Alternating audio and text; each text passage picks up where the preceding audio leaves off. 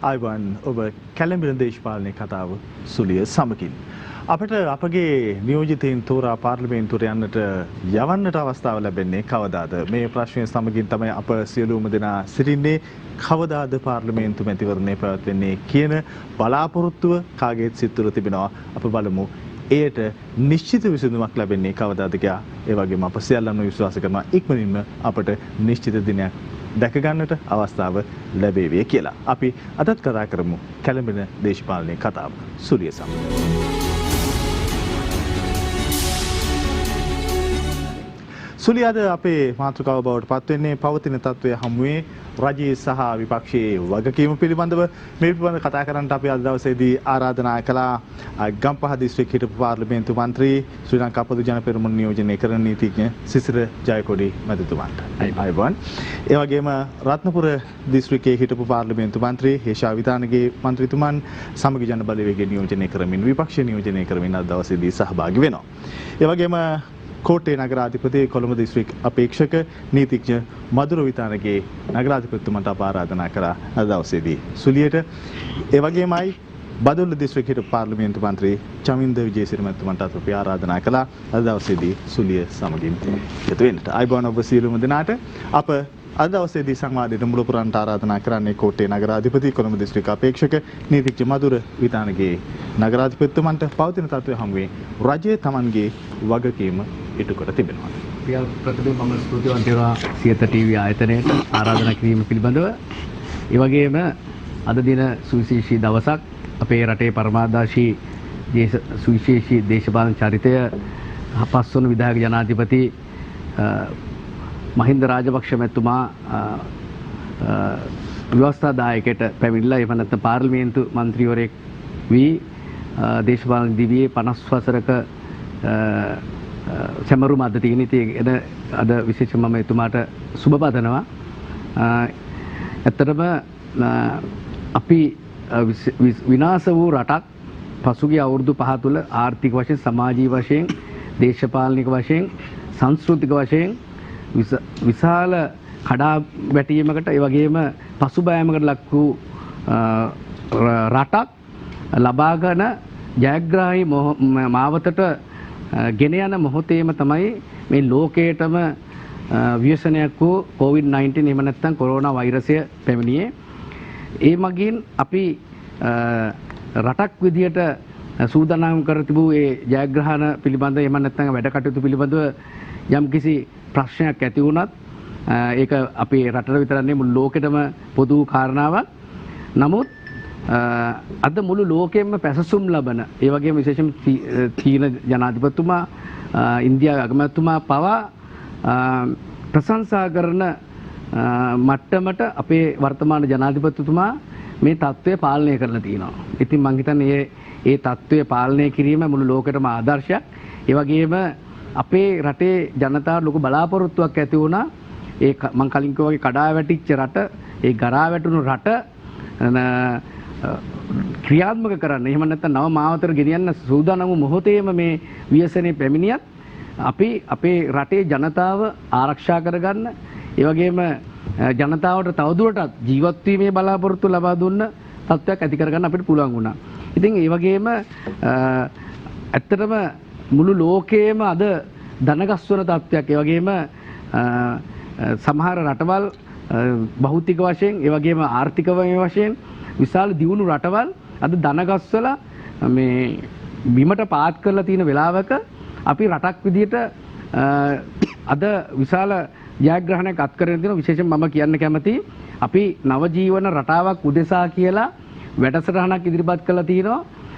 මේ වැඩසටහන මුළු ලෝකයේම රටවල් කිහිපයක් තමයි මේ වගේ වැඩසටහන් ඉදිරිපත් කළ තියෙන්නේ. මොකද විශේෂයෙන්ම මේ වැඩසටහන සම්බන්ධයෙන් මමත් පෞද්ගලිකව දායක වුණා.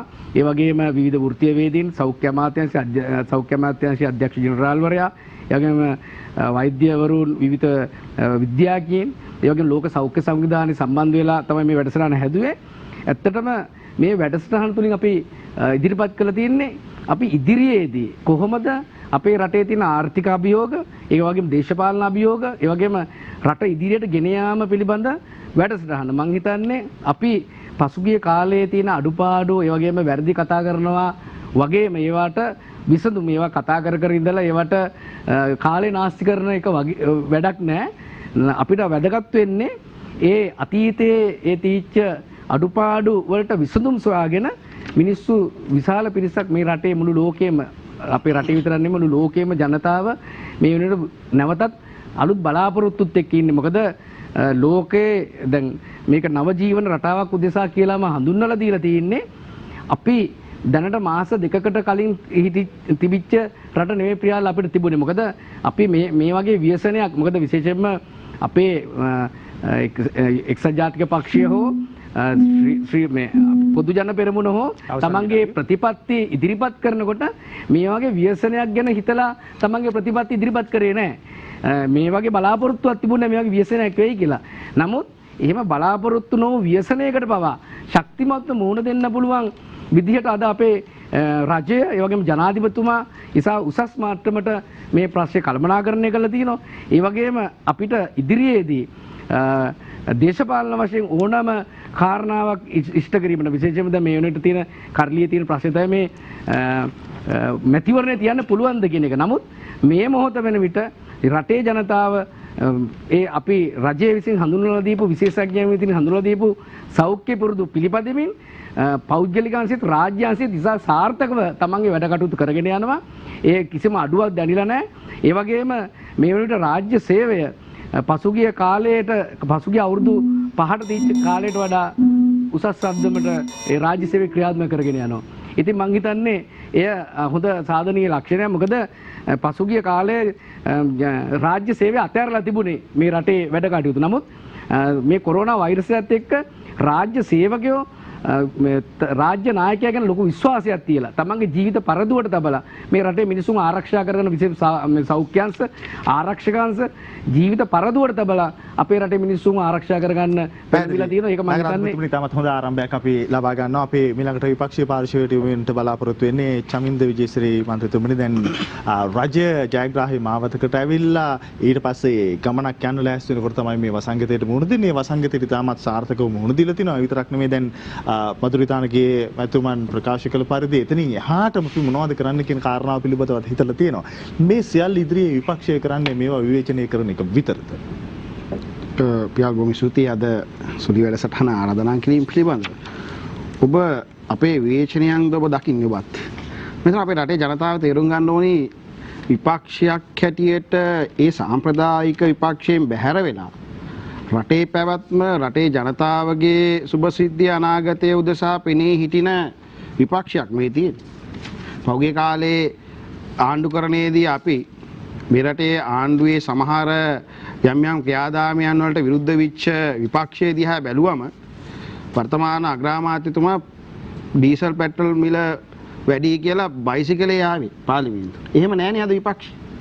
අද එවැනි උද්ඝෝෂණින් වලින් තොර පෝස්ට් වලින් තොර ජනතාවට පීඩාකාරී නොවන තැනක ඒ පැහැදිලි රටේ ජනතාව ආරක්ෂා කරන්න පුළුවන් රජය සහ ආණ්ඩුව කියන්නේ දෙකක්. මේ රජයේ සහ ආණ්ඩුවේ ක්‍රියාදාමයේ සහ රජයේ ක්‍රියාදාමයේ කිටිම මම හිතන්නේ අපේ මధుර නගරාධිපතිතුමා පැහැදිලි කරගන්න ඕන. ආණ්ඩුවේ වැඩපිළිවෙල රාජ්‍ය නිලධාරීන් තා නිශ්චිතව තමන්ගේ ජීවිත සහ රාජකාරියට එහා ගිය මානුෂික ක්‍රියාදාමයක් නිර්මාණය කරගෙන යනවා. ඒකට අපේ පැසසුම තියෙනවා. ඒකට අපේ ගෞරවය තියෙනවා. ඒකට අපේ සහයෝගය තියෙනවා. හැබැයි ඒට මැදිහත් වෙලා දේශපාලන අරමුණ වෙනුවෙන් ඒ දේශපාලන අවශ්‍යතාවය වෙනුවෙන් මේ රට සහ රටේ ජනතාව ගෙනියන්න යන ඒ ක්‍රියාදාමයේ වළක්වා ගැනීම වෙනුවෙන් විපක්ෂයේ කාර්යභාරය ඉෂ්ට සිද්ධ කළ යුතුයි. මේක පුරවැසියාගේ අයිතිය. දේශපාලනය කියන කාරණේ පැත්තකට දාලා. ඒ වගේම මට අපේ මధుර නගරාධිපතිතුමා ආරම්භ කරනවා මහින්ද රාජපක්ෂ ජනාධිපතිතුමා පස්වෙනි විධායක ජනාධිපති අවුරුදු 50ක් අපිත් එතුමාට සුභාශිංසනය ගෙනියන්නට ඕනි. හැබැයි මధుර කල්පනා කරන්න හිටපු ජනාධිපතිවරයෙක් රට හදන්න දුර කාලය අවුරුදු 12ක් තිබිච්ච ජනාධිපතිවරයෙක් හිටපු අගමැතිවරයෙක් ඉන්න අගමැතිවරයෙක් වෙන්න හදන අගමැතිවරයෙක්. හැබැයි රට කොතනද අද තියෙන්නේ?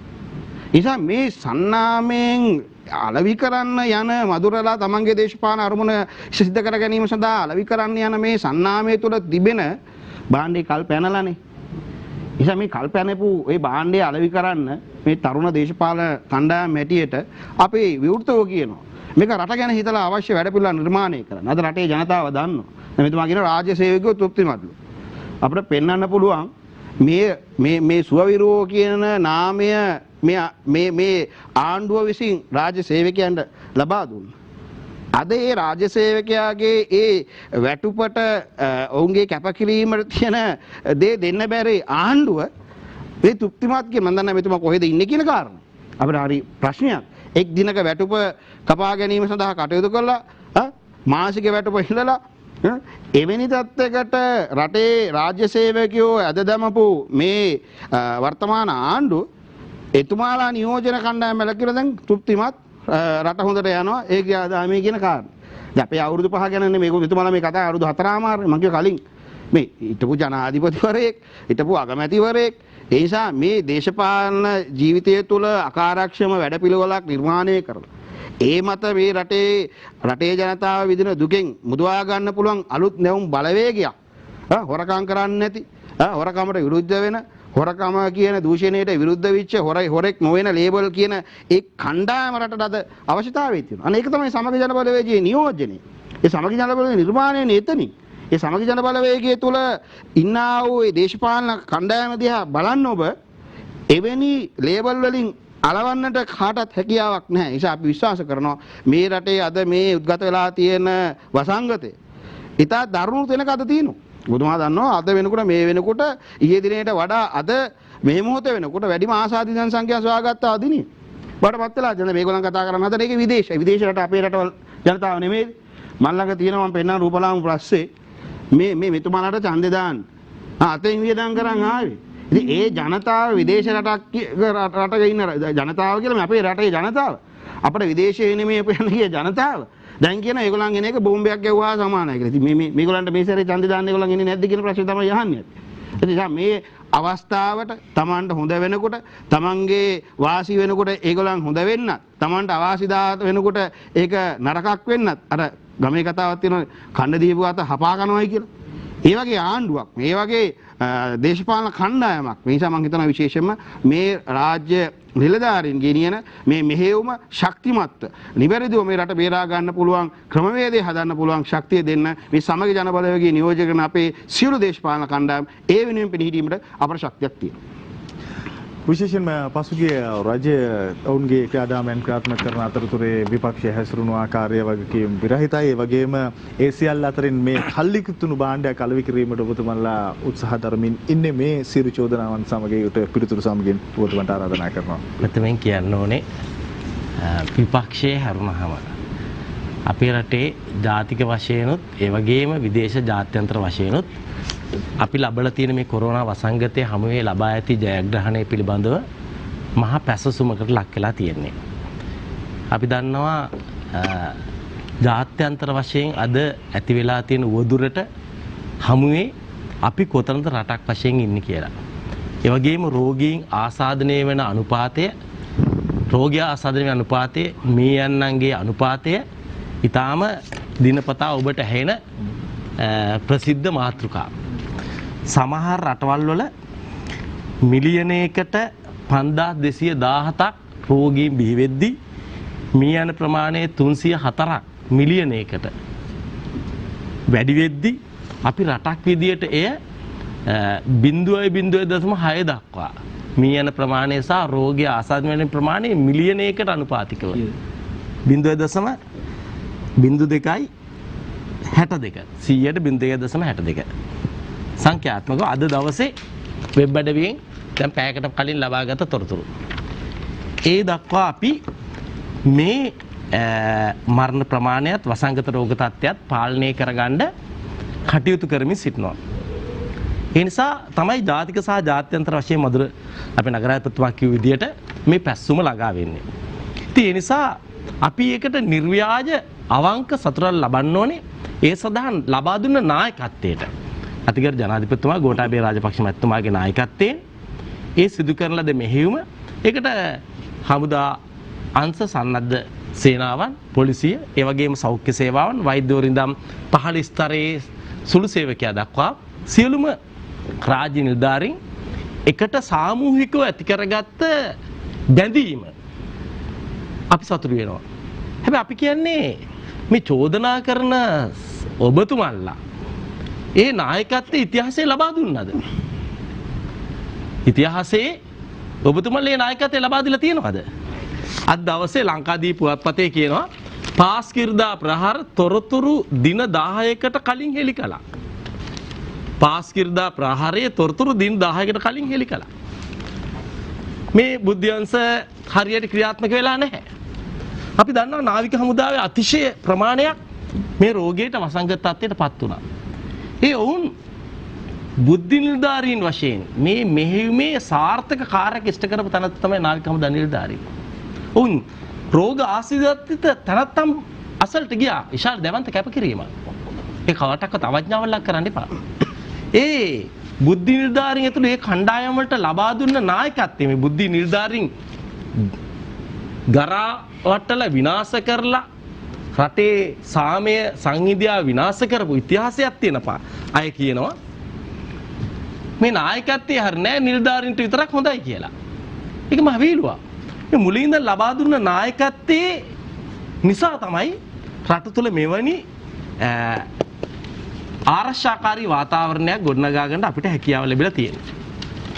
ඒ වගේම අපි දන්නවා දෙවෙනියට මේ වසංගත රෝග තත්ත්වයේ හමුවේදී ජනාධිපතිතුමා ලබා දුන්න නායකත්වය රෝගය මර්ධනය කිරීම පැත්තෙන් විතරක් නෙමෙයි. අපිට ආර්ථික වශයෙන් ලබා දුන්නේ මොන වගේ රටක්ද? පිරිහෙච්ච රටක්. විශාල සංවර්ධනයක් තිබ්බ රටක්. දකුණු ආසියාවේ දුර්වලම සංවර්ධනයේ තියෙන ඇෆ්ගනිස්තාන්ටත් වඩා පිරිහෙච්ච ආර්ථිකයක් තියෙන රටක් තමයි මෙතුමලා අපිට බාර දුන්නේ. ඉතින් ඒ නිසා අපිට පේනවා මේ දුර්වල ආර්ථික රටාවත් එක්ක මේ ආර්ථිකය කළමනාකරණය කිරීමේ අවශ්‍යතාවය ඉතා දැඩිව තියෙනවා. රට විවෘත කිරීමේ අවශ්‍යයි. හේතුව මේ ජන ජීවිතේ නගා සිටවන්න ඕනේ. අපි දන්නවා රෝගයේ පැතිරියන පොකුරු ප්‍රමාණය සහ මුලින් ඉවත් වෙලා තියෙනවා. අප්‍රේල් 30 වෙනිදා ඉඳන් අද දින දක්වා දින 27ක් දක්වාම කිසිම රෝගියෙක් විවෘත සමාජයෙන් වාර්තා වෙන්නේ නැහැ. නාවික හමුදාවෙන් සහ විදේශිකයන්ගෙන් ලැබෙන රටට එන අපේ සහෝදර ජනතාවගෙන් තමයි ඒ රෝගීන් වාර්තා වෙන්නේ. ඉතින් අපි දන්නවා මේ විදේශිකයින් අපේ රටට විදේශ විනිමය ලබා දුන්න අපේ දෙමව්පියෝ, අපේ මව්වරු, අපේ ඥාතීන්, අපේ සහෝදරවරු. ඒ නිසා උඹ මේ රටට ගේන්න ඕනේ. ඒ නිසා ඊටාම නිවර්දිව ලෝක ඉතිහාසයේ කිසිම රටක් අනුගමනය නොකරපු නිරෝධායන කියන සංකල්පයක් ප්‍රථම වතාවට අඳුනලා දුන්නා රටේ. ඒ නිසා දැන් මේ සංක්‍රමණිකයන්ට එන්න ඉඩකඩ තියෙනවා. ඒ ඉඩකඩ අපේ රැකියාවෙන් යුතු දෙමව්පියන්ට සහෝදරයන්ට එන්න හැකියාව තියෙනවා මේ රටට. හැබැයි උන් විවෘත සමාජයට යවන්නේ නැහැ. උන් සුරක්ෂිත කරලා නිරෝධායනය කරලා අපේ සමාජයට රෝග පැතිරී යාම අවම කරමින් මෙහෙයුමකට ලක් කරමින් රට ගමන් කරනවා. ඒ නිසා අපේ රටේ මේ විදේශ සමිතියෙන් රැක් ගන්නවා වගේම ඔවුන්ට එන්න ඊට පස්සේ සපයනවා වගේම මේ ආර්ථිකය නැවත සක්‍රිය කරලා ජන ජීවිතය සාමාන්‍ය තත්ත්වයට පත් කරන්න වෙනවා. මේ රෝගයට තවම මෙතෙක් ස්ථීර ප්‍රතිකර්මයක් සොයාගෙන නැති නිසා. නිසා ක්‍රමානුකූලව ජන ජීවිතේ නගා සිටින්න ඕනේ. ඒ ආරම්භ වී තිබෙන අතරතුරේම දැන් විශේෂයෙන්ම ජාත්‍යන්තරයේ පවා පැසසුම් කරන නිරෝධායනය කියන අලුත් සංකල්පයක් පවා ලෝකයට නිර්මාණය කරලා රජයේ තාමත් හොඳින් මේ ක්‍රියාදාමය කරගෙන යන අතරතුරේ ඊට චෝදනා කරන්නේ පාස්කු ප්‍රහාරය පිළිබඳ තොරතුරු ලැබී තිබෙදී ජනතාව රැක ගන්නට නොහැකි වුණු ඔබතුමන්ලගේ පාර්ශවයේ තදබල චෝදනාවක්. රුපියල් මුලින්ම ස්තුතිවන්ත වෙනවා මෙවැනි වටපිටාවක් තුළ රටේ ජනතාව සත්‍ය තොරතුරු වලින් සන්නද්ධ කළ යුතු වෙලාවක ඔබ මාධ්‍ය ආයතනය ඒ වෙනුවෙන් සක්‍රීය දායකත්වයක් දෙන ආයතනයක් විදිහට අපි නිරන්තරයෙන්ම විශ්වාස කරනවා. ඒ වගේම අපිට ආරාධනා කිරීම සම්බන්ධව අපි ස්තුතිවන්ත වෙනවා. ඔබ අහපු ප්‍රශ්නෙම පටන් ගන්නවා නම් දැන් ලෝකෙ ගැන මේ COVID-19 වසංගතයේ ව්‍යාප්තිය මේ වෙනකොට රටවල් වල තියෙන තත්ත්වය මේ පිළිබඳව හරියට සම්පූර්ණ විශ්ලේෂණයක් කරන්නේ නැතුව ළිඳේ ඉන්න මැඩියෝ විදියට මේක ගැන කතා කරොත් ලෝකේ හොඳම රට අපි.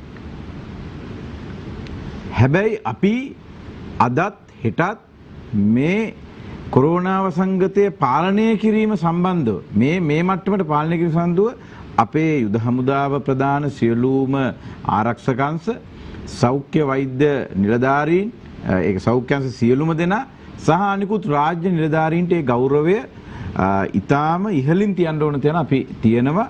හැබැයි ඒ කරන ගෞරවයට අද මේ ආණ්ඩුව සලකන්නේ මොන විදියටද කියන කාරණාවත් අපි මේ කතාවේදී මතක් කරලා දෙන්න උත්සාහ කරනවා. ඊළඟ කාරණාව. අද වෙනකොට අපේ සිසිල් මන්තුමාන් කියුණා මේ නිරෝධායනය කියන අලුත් මේ වචනේ නැත්නම් අලුත් වැඩසටහන මේ ලෝකේ අපි හඳුන්වලා දුන්නේ කියලා. මම ඒක හොඳ සංකල්පයක්. හැබැයි සංකල්පය මේ රටේ මේ වෙනකොට අපි මේ ආරම්භ කරන්නත් ඉස්සෙල්ලා හොංකොන් රාජ්‍ය. මොකද අපි සතුටු වෙන්න බෑ මේක ප්‍රියාල් මේ කොරෝනා වසංගතය අපේ රටේ පාලනය කරන්න පෙර මේක මේ රටට ඇතුල් වීම වළක්වා ගන්න අපිට ඕන තරම් අවස්ථාවක් තිබුණා. අපි ඒක ගැන කොහෙවත් කතා කරන්නේ. අන්න ඒකත් වළක්වා ගත්තා නම් ගෝඨාභය රාජපක්ෂ මහත්තයා වෙනුවෙන් අත් දෙක මුස්සලා අපිත් ඒ ගෞරවය කරනවා. හැබැයි වළක්වා ගන්න තිබිච්ච අවස්ථාවල මේ මැතිවරණයක් හින්දා තමන්ගේ දේශපාලන අවස්ථා හින්දා පාවා දීලා මැතිවරණීය නාම යෝජනා වෙනකම් මේ රට වහන්න ඕන තිබිච්ච දින ගන්න අත්හැරීමේ හානියත් එක්ක අද අපිට එහෙම උදම් මනන්න බෑ. අද සම්මාන දෙන්න බෑ. ඒක විශේෂයෙන්ම කියනවා මම උදාහරණ විදිහට කියන්නම්. චීන රාජ්‍යයේ සිට මේක චීනෙන් නෙබුනේ. චීන රාජ්‍යයේ සිට මොනවාද දුම්රිය මාර්ගයෙන් වාහන වලින් යන්න පුළුවන් රටවල් සියල්ල මේක පාලනය කරගෙන විශාල වශයෙන්. එතකොට දැන් හොංකොන් රාජ්‍ය වගේ රාජ්‍ය හොඳට මේක පාලනය කරගෙන තියෙනවා. එතකොට ඒ තියෙන සංඛ්‍යාලයකන අරගෙන කතා කරොත් එහෙම අපිට තර්ක කරන්න පුළුවන්. අපි මේ අපේ රටේ ඉන්න තැන දැන් කියන විපක්ෂයේ විතරයි මේක සතුරු නැති මුළු ලෝකෙටම සතුරු තියෙනවා. දැන් මේකත් මේ අර පාස්කු ප්‍රහාරයේ වෙලාවේ මේ රට බේරගන්න ඉන්නේ ගෝඨාභය රාජපක්ෂ මහත්තයා විතරයි. උඹලා ඡන්දේ දීපල්ලා කියන මතය තුල තමයි ජනාධිපතිවරණයේ ප්‍රධාන රාමුව හැදෙන්නේ. හැබැයි අපි අද ඒකට උත්තර දෙන්න සූදානම් සිසිල්මන්තුමා කියපු කාරණාවට ওই බුද්ධිංශ ගැන අපි උත්තර දෙන්න සූදානම් වෙලා ඉන්නවා. දෙවෙනි එක මේ කොරෝනා එක මේ රටේ රනිල් වික්‍රමසිංහ අගමැතිවරයා ඉන්න වෙලාව ආවම මේ රටම මල කුණු කඳන් ගොඩක් වෙනවාය. මේක බේර ගන්න පුළුවන් උනේ ගෝඨාභය රාජපක්ෂ මහත්තයා ඇතුළු මේ කණ්ඩායම ඉඳයි කියන වෙලාව උදම් මනලා සම්මාන දෙන්න තාම කල් වැඩි. ඒ නිසා අපි කියනවා මේක මේ පාලනය කරන්න තව තියෙනවා. අද අපි දැක්ක පහුගිය දවස්වල මේ මැතිවරණයේ තියෙන හදිස්සිය නිසා මේ මැතිවරණය කොහොම හරි තියලිවෙලා මේ රටේ ජනතාවගේ මලමිනී මතින් හරි බලය ලබා ගන්න ඕන නිසා අනිල් ජාසිංහ මහත්තයා කියන ප්‍රකාශයක් විකෘති කරලා ඒක ඉස්සරහට දාලා කතා කරන්න බැලුවා. ඒ වගේම මහින්ද දේශප්‍රිය මහත්තයා දැන් හම්බඩු ගහනවා එල්ලගෙන.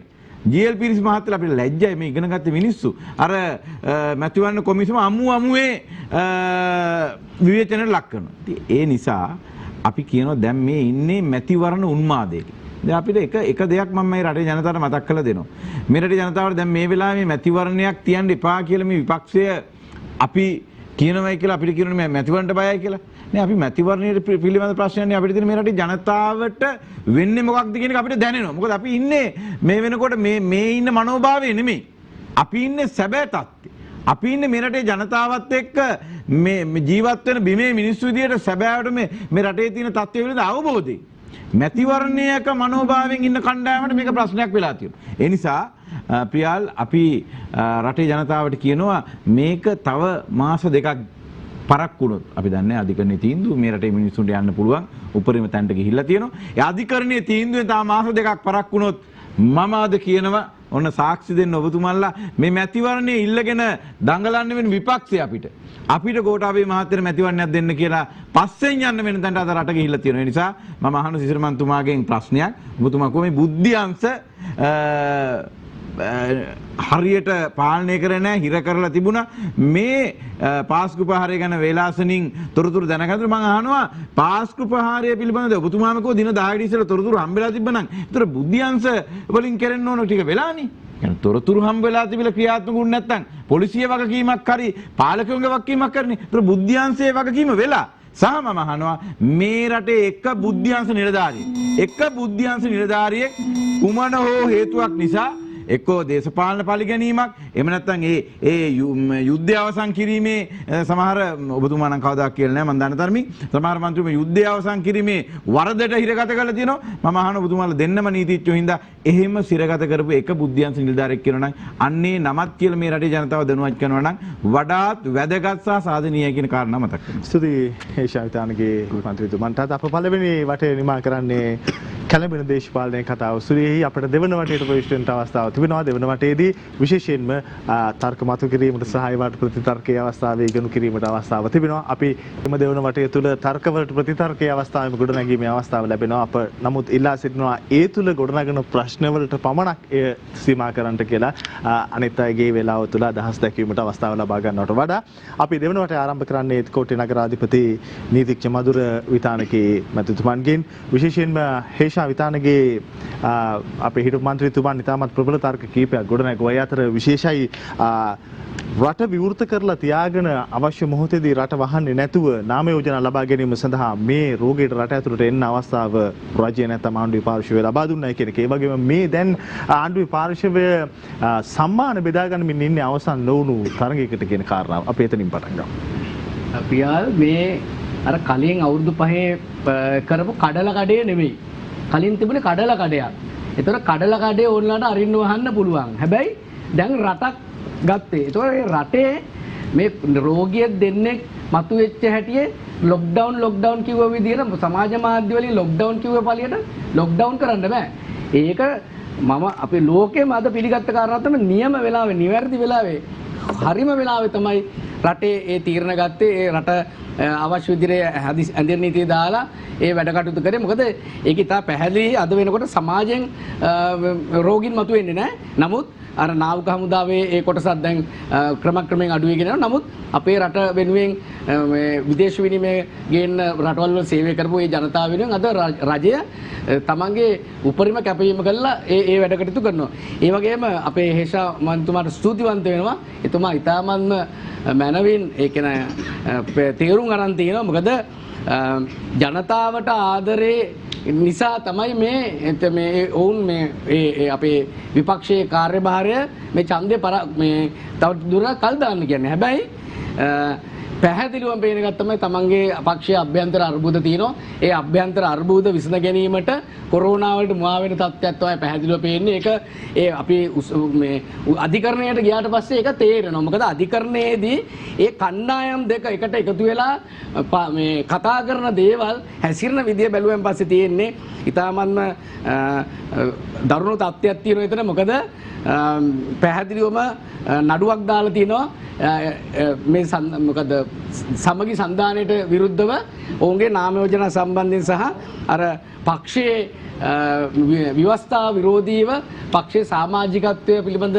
ගැටලුවක් එක්ක නඩුවක් තියෙනවා. ඉතින් මම හිතන්නේ මේ ප්‍රශ්නය මේ කොරෝනාව නෙමෙයි ඉදිරියේදී ලොකු මේ බරපතල අර්බුදයක් එන්නට තියෙනවා. ඒක නිසා තමයි ජනතාව ඉස්සරහට දාලා කොරෝනාව ඉස්සරහට දාලා ජනතාවට ආදරය කියලා කියන්නේ. හැබැයි අපේ මන්ත්‍රීතුමා කිව්වා තොරතුරු හැබැයි දින 10කට කලින් ආවා. නමුත් බුද්ධියන්සත් හොඳට ඒ තොරතුරු ගත්තා. හැබැයි පාලකින්ගේ මොකද දුර්වලකමක් නිසා ඒ වැඩ කටයුතු අකර්මණ්‍ය වුණා කියලා. ඇත්තටම මම ඒ ගැන ස්තුතිවන්ත වෙනවා. මොකද අපි හරි දෙයට හරි කියනවා, වැරදි දෙයට වැරදි කියනවා. ඇත්තටම මේක තමයි අපේ මේ අනාගත දේශපාලන අපේ අලුත් පාර්ලිමේන්තුවෙන් අපි බලාපොරොත්තු වෙන්නේ.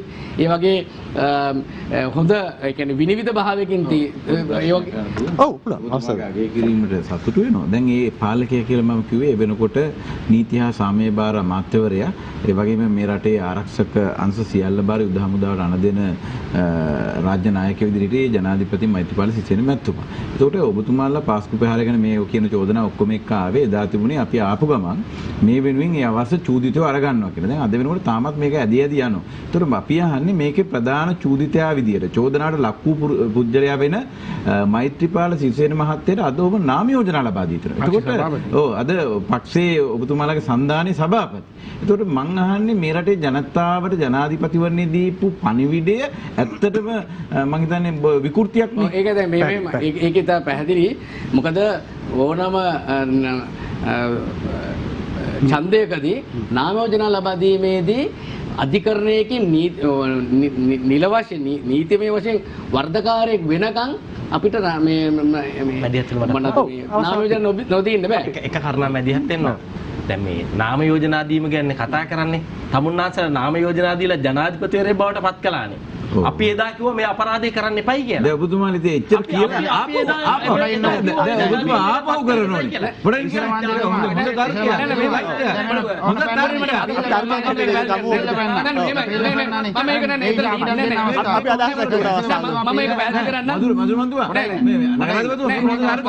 එතුමා කියනවා අපි කුණු කෑල්ල වගේ විසික් කරපු ඇයි ඔබලා දුන්නේ? ඔබතුමාලා ආයෙ විශේෂයෙන්ම අපරාධමය වරදක් නිසා පුංචි අවස්ථාව මට දෙන්න දෙන්නම ඔබතුමාට වෙලාවක් ලැබෙනවා අනිවාර්යයෙන්ම. දැන් ඔබතුමා කියනවානේ අපි ජනාධිපතිතුමා කරා කියලා. හරි. අපි වැරද්දක් නේ කරේ. දැන් සදාචාර සම්පන්න නීති දෙන්නේ ඔබතුමාලා නීතිය ගැන කතා කරොත් ඒ නීතිය කළුද සුදුද කරන්න පුළුවන්. රටේ සදාචාර සම්පන්නකමක් තියෙනවනේ, විනයක් තියෙනවනේ, නීතියක් තියෙනවනේ. නේ? මේ කියන්නේ විනයක් කියන එක. ඒ විනයානුකූලද සීලාචාරද ඔබතුමාලා පක්ෂයේ සභාපති කරලා නොමිනේෂන් දීපේ ඔබතුමාලා ඒක ලඝු කරලා මොකද්ද කරන්න හදන්නේ? ජනාධිපතිතුමාට අවස්ථාව දෙන්න. රනිල් වික්‍රමසිංහ මහතා ගැන කිව්ව දේවල් සමාන. අපි ප්‍රශ්නෙට උත්තරේ දෙන්න අපි අවස්ථාවේ උත්තරේ දෙන්න අපි නගරාධිපතිතුමාට අවස්ථාව දෙනවා. එහෙම බැලුවොත් ඔය කොයි සන්දානවලත් කිල්ලෝට වල උණු තියෙනවා. ඒවා ඕන්න අපි වෙනම කතා කරමු. කියන්න. අර සිසිල් බන්දුමාට කියලා දෙන්න ඕනේ. සන්දාන ගැන කතා කරොත් අද සන්දාන හැසිරෙන විදිහයි සන්දාන තිරේ පිටිපස්සේ රඟන විදිහයි බැලුවාම හොඳ සෙල්ලම් එළි වෙන ජාමට එළි වෙයි. ඒක නෙමෙයි මම විශේෂයෙන්ම කියන්න කැමති ඕනම පක්ෂයකට අපරාධ මේ අධිකරණයකින් වර්ධකාරයෙක් වෙනකන් මේ තීන්දුව දෙන්න මේ නාම යෝජනා දෙන්න පුළුවන්. ඒ පළවෙනි කාරණාව පක්ෂය සහ පොජ්ජන පිරවතට එකඟතාවයක්. ඔව් එකඟතාවයක් තියෙන. ඊට අමතරව අපි ඔබතුමාට එකඟයි. පාස්කු ප්‍රහාරයට මොකද ආණ්ඩුව පටන් ගත්තේ නොවැම්බර් මාසේ. නොවැම්බර් මාසේ දැන් මූලික කටයුතු කරගෙන එනකොටම අපිට මේ ප්‍රශ්න ටික ආවා. හැබැයි ඉතා පැහැදිලිවම ඒ නඩු කටයුතු වලට ඒ වගේම මේ විමර්ශන වලට රජයේ කිසිම මැදිහත් වීමක් නැහැ. නිලධාරී ඉතා ස්වාධීනව කටයුතු කරනවා. ඒ වගේම ඔබ ආණ්ඩුවේ කරගෙන ඒ ආපු මේ පරීක්ෂණ කටයුතු තවදුරටත් ඉතාමත්ම සක්‍රියව ඒ වගේම විනිවිද භාවකින් කරන කිසිම මැදිහත් වීමක් නැහැ. හැබැයි අනාගතයේදී කොන්දේසි විරහිතව අපි ඒ ගැන විශ්වාස කරන අතිගරු ජනාධිපතිතුමා අනිවාර්ය ප්‍රමුඛ රජය කිසිසේත්ම පසුබට වෙන්නේ නැහැ. පාස්කු ප්‍රහාර විතරක් නෙමෙයි මහා බැංකු හොරකම ඒ වගේ මේ කාලේ කරපු සියලුම හොරකම් සම්බන්ධයෙන් ගන්න තියෙන ඉහළම දැඩි දඬුවම් දෙන්න පසුබට වෙන්නේ නැහැ. ඒක ඉතා පැහැදිලිව කරනවා. කියනවා ඒ වගේම තව කාරණාවක් කියනවා ඔබතුමාලා පොඩ්ඩක් ඉන්න ඔබතුමාලා මෛත්‍රීපාල සිරිසේන මහත්තයා වුණාද අතරම් කොට ගන්නවා. ඒක මෛත්‍රීපාල සිරිසේන මහත්තයාද මధుර විතානද කවුද සිසිර ජයකොටද කියලා නෑ. වැරද්දක් කරන ඒකට තමයි මිනිස්සු බලාගෙන ඉන්නේ. අලුත් පාර්ලිමේන්තුව සදාචාර සම්පන්න ඔබතුමා අපේක්ෂාත්වය අරන් ඉන්න පක්ෂ සභාපති කෙනෙක් කියන්නේ. පක්ෂ සභාපති සන්දාන සභාපති ඉවර කරන්න අවස්ථාව දෙන්න. පක්ෂ සභාපති නේ සන්දාන සභාපති. එතකොට මෙහෙමයි අපි මේ දේශපාලනට ආවේ ඒ අලුත් සදාචාරයේ අලුත් ගමන සම්බන්ධ. ඒක නිසා ඒ කාරණාවත් එක්ක ඔබතුමාලා තවමත් කුහකයි මේ රට මේ ගත්ත ජයග්‍රහණ මුළු ලෝකෙම පැසසුම් ලබද්දි තවම කියන්නේ නිලධාරීන් හමුදාව පොලිසිය ඒගොල්ලෝ තමයි මේ ජයග්‍රහණ ගත්තේ කියලා. ඔව්. හැබැයි ඒක ගන්න නායකත්වය දෙන්නේ කවුද? දේශපාලන නායකත්වය. මොකද එදා ඩෙන්සිල් කොබ්බෑකඩුව වගේ දක්ෂ නිලධාරීන් හිටියා. හැබැයි ඒගොල්ලෝ දේශපාලන නායකත්වය හම්බුන්නේ නැහැ. ඒක නිසා මොකද ලොරි පිටින් ආයුධ ගිහින් දුන්නා එල්ටීටී ත්‍රස්තවාදීන්ට අපේ හමුදා නිලධාරීන් මරන්න. එහෙම තියෙද්දි අපේ එහෙම ප්‍රශ්නයක් ඇති වුණා ඒ කාලේ. නමුත් අපි අවසන් කරමු. නියම දේශපාලන නායකත්වය කියන්නේ නිලධාරීන්ට තමන්ගේ ශක්තිය දෙන එක තමන් නිලධාරීන් වෙනුවෙන් හිටගන්න. ඒක තමයි ඒ ශක්තිය නිසා තමයි වගකීම් මරන් මේ නිලධාරීන් ටික රට වෙලි මේ දේ කරේ. චමිත දිසිරි මැතිතුමනි ප්‍රබල තර්ක කීපයක් මතුවෙනවා. ඒ අතරේ කඩල කඩයක් නෙමෙයි දැන් ආණ්ඩුවක් තමයි මේ කරගෙන යන්නේ. ඒ ආණ්ඩුව වඩාත් හොඳින් සාර්ථකව මේ කටයුතු කරද්දී කුහකකමට තමයි මේ විපක්ෂය මේ චෝදනාවන් සහ ගැටලු මතු කරන්නේ. අපි ඊට පිළිතුරු අපි නගරාධිපතිතුමාගේ මේ හැසිරීම රටාවම දැක්කම අපට තේරුම් ගන්න පුළුවන් මේක කඩල කඩයක්ද නැත්නම් මාළු කඩයක්ද කියන කාරණේ. ආපු ප්‍රශ්න පැත්තක තියලා දාලා තමන්ගේ අර පරණ සුපුරුදු ටික කියා හැරෙන්න. ඒකට හරාත්මක කතා කරේ නැහැ. සිසිර මන්ත්‍රීතුමා එක මැදිහත් වෙලා බේර ගන්න ගියා. ඒකත් හරි ගියා.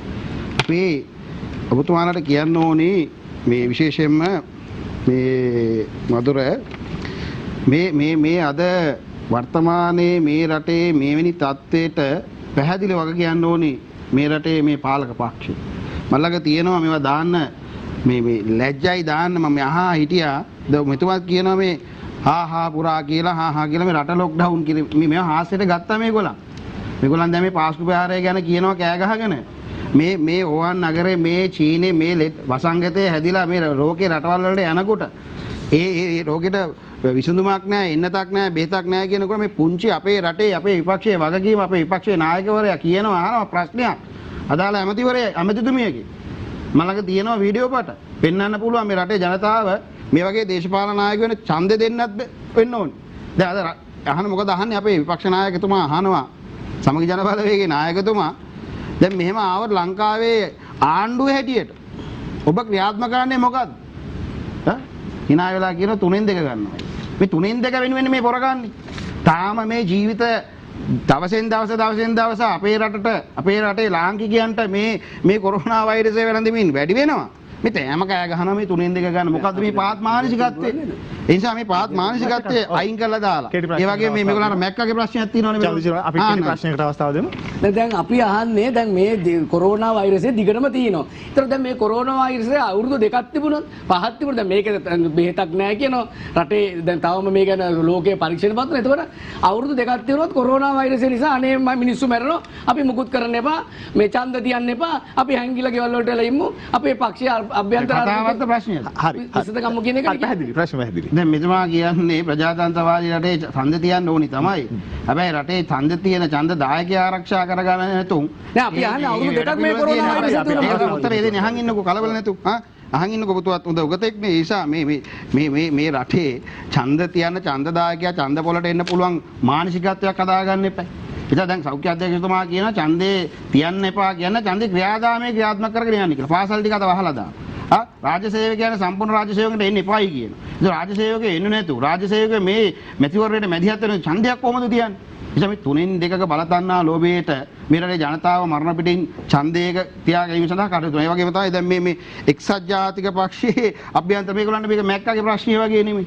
මේකට වේ වෙන දෙයක් නැහැ. දැන් මේගොල්ලන්ට ගොවියට මෝඩ ටික වෙලාවට දෙන්න බෑ. දැන් අතර ප්‍රශ්නයක් නැද්ද? රුපියල් 5000 එකපාරක් දීලා දෙවෙනිවට දෙන්න බෑ. මැතිවරණ කොමසාරිස්තුමාට ඒක දාලා මැතිවරණ කොමසාරිස්තුමා දෙන්න එපා කියලා මේගොල්ලන්ගේ නොහැකියාව වහගන්න හදනවා.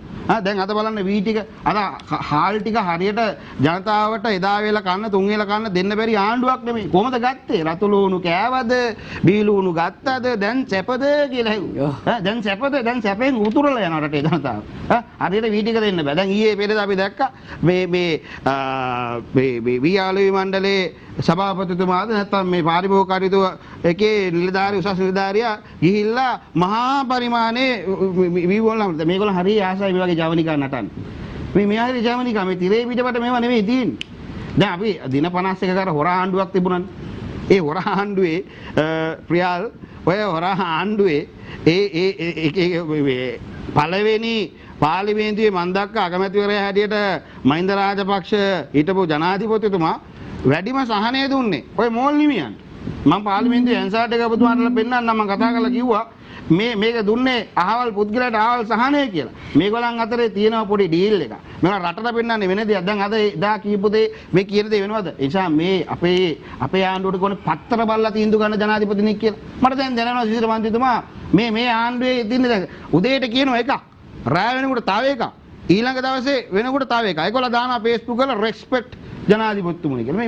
මේ රංගපෑම නවත්තන්න. අද මේවට සම්බන්ධ කරගත්ත තරුණෝ මේ මුහුණු පොතේ Facebook එකේ මා හාස්ලයට ලක් වෙනවා. කටු වැනිච්ච නංග කෙනෙක් මේ වෙලාවේ කටු වලින් නෙමෙයි කටු අතු වලින් කනවා.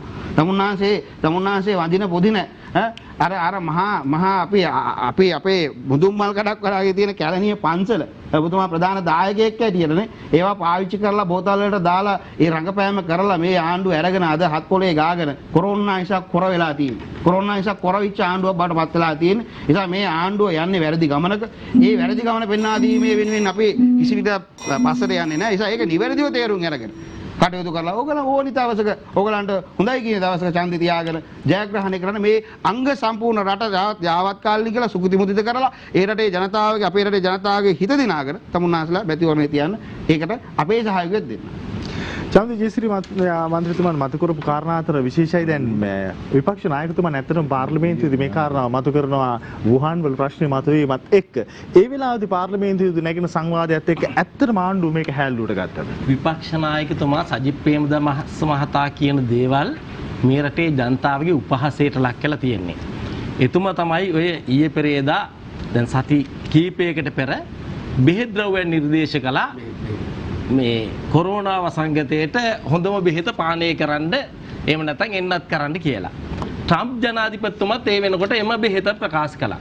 පහුගිය දවසේ ලෝක සෞඛ්‍ය සංවිධානය ප්‍රතික්ෂේප කළා මැලේරියා රෝගය සඳහා භාවිතා කරන මේ බෙහෙත් ඖෂධය පාවිච්චි කිරීම කිසිසේත්ම ශරීරයට සුදුසු නෑ අතුරු ආබාධ වෙනවා. එතුමට මම හිතන්නේ වේලාසනින් මේ බෙහෙත් ද්‍රව්‍ය පානය කරලා මට පොඩි අතුරු ප්‍රශ්නයක් නගන්න ඉඩ දෙන්න දැන් ඒ කතාව තුළ සාමාන්‍ය මේ දවස්වල අත්දකින සිද්ධියක් තමයි. නමුත් දැන් පාර්ලිමේන්තුව තුළ මේ කාරණාව මතු කර වෙලාවේ රජය ඒ අවස්ථාවේදී ඒ සඳහා පියවර ගත්තා නම් ඊට වඩා අපිට මේක ගොඩින් විසඳ ගන්න තිබුණා නේද?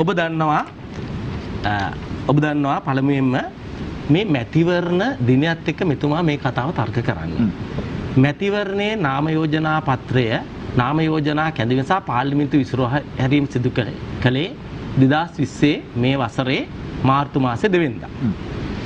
මාර්තු මාසේ 2 වෙනිදා වෙන විට මේ රටේ එකම කොරෝනා රෝගියෙක්වත් දේශීය කොරෝනා රෝගියෙක්වත් සිටියද? මේ රෝගයට ගොදුරු වෙච්ච මං අහනවා ප්‍රශ්නයක්. එක්කෙනෙක්වත් හිටියේ නැහැ. විදේශයකින් පැමිණි චීන කාන්තාවක් පමණයි මේ රටේ සිටියේ.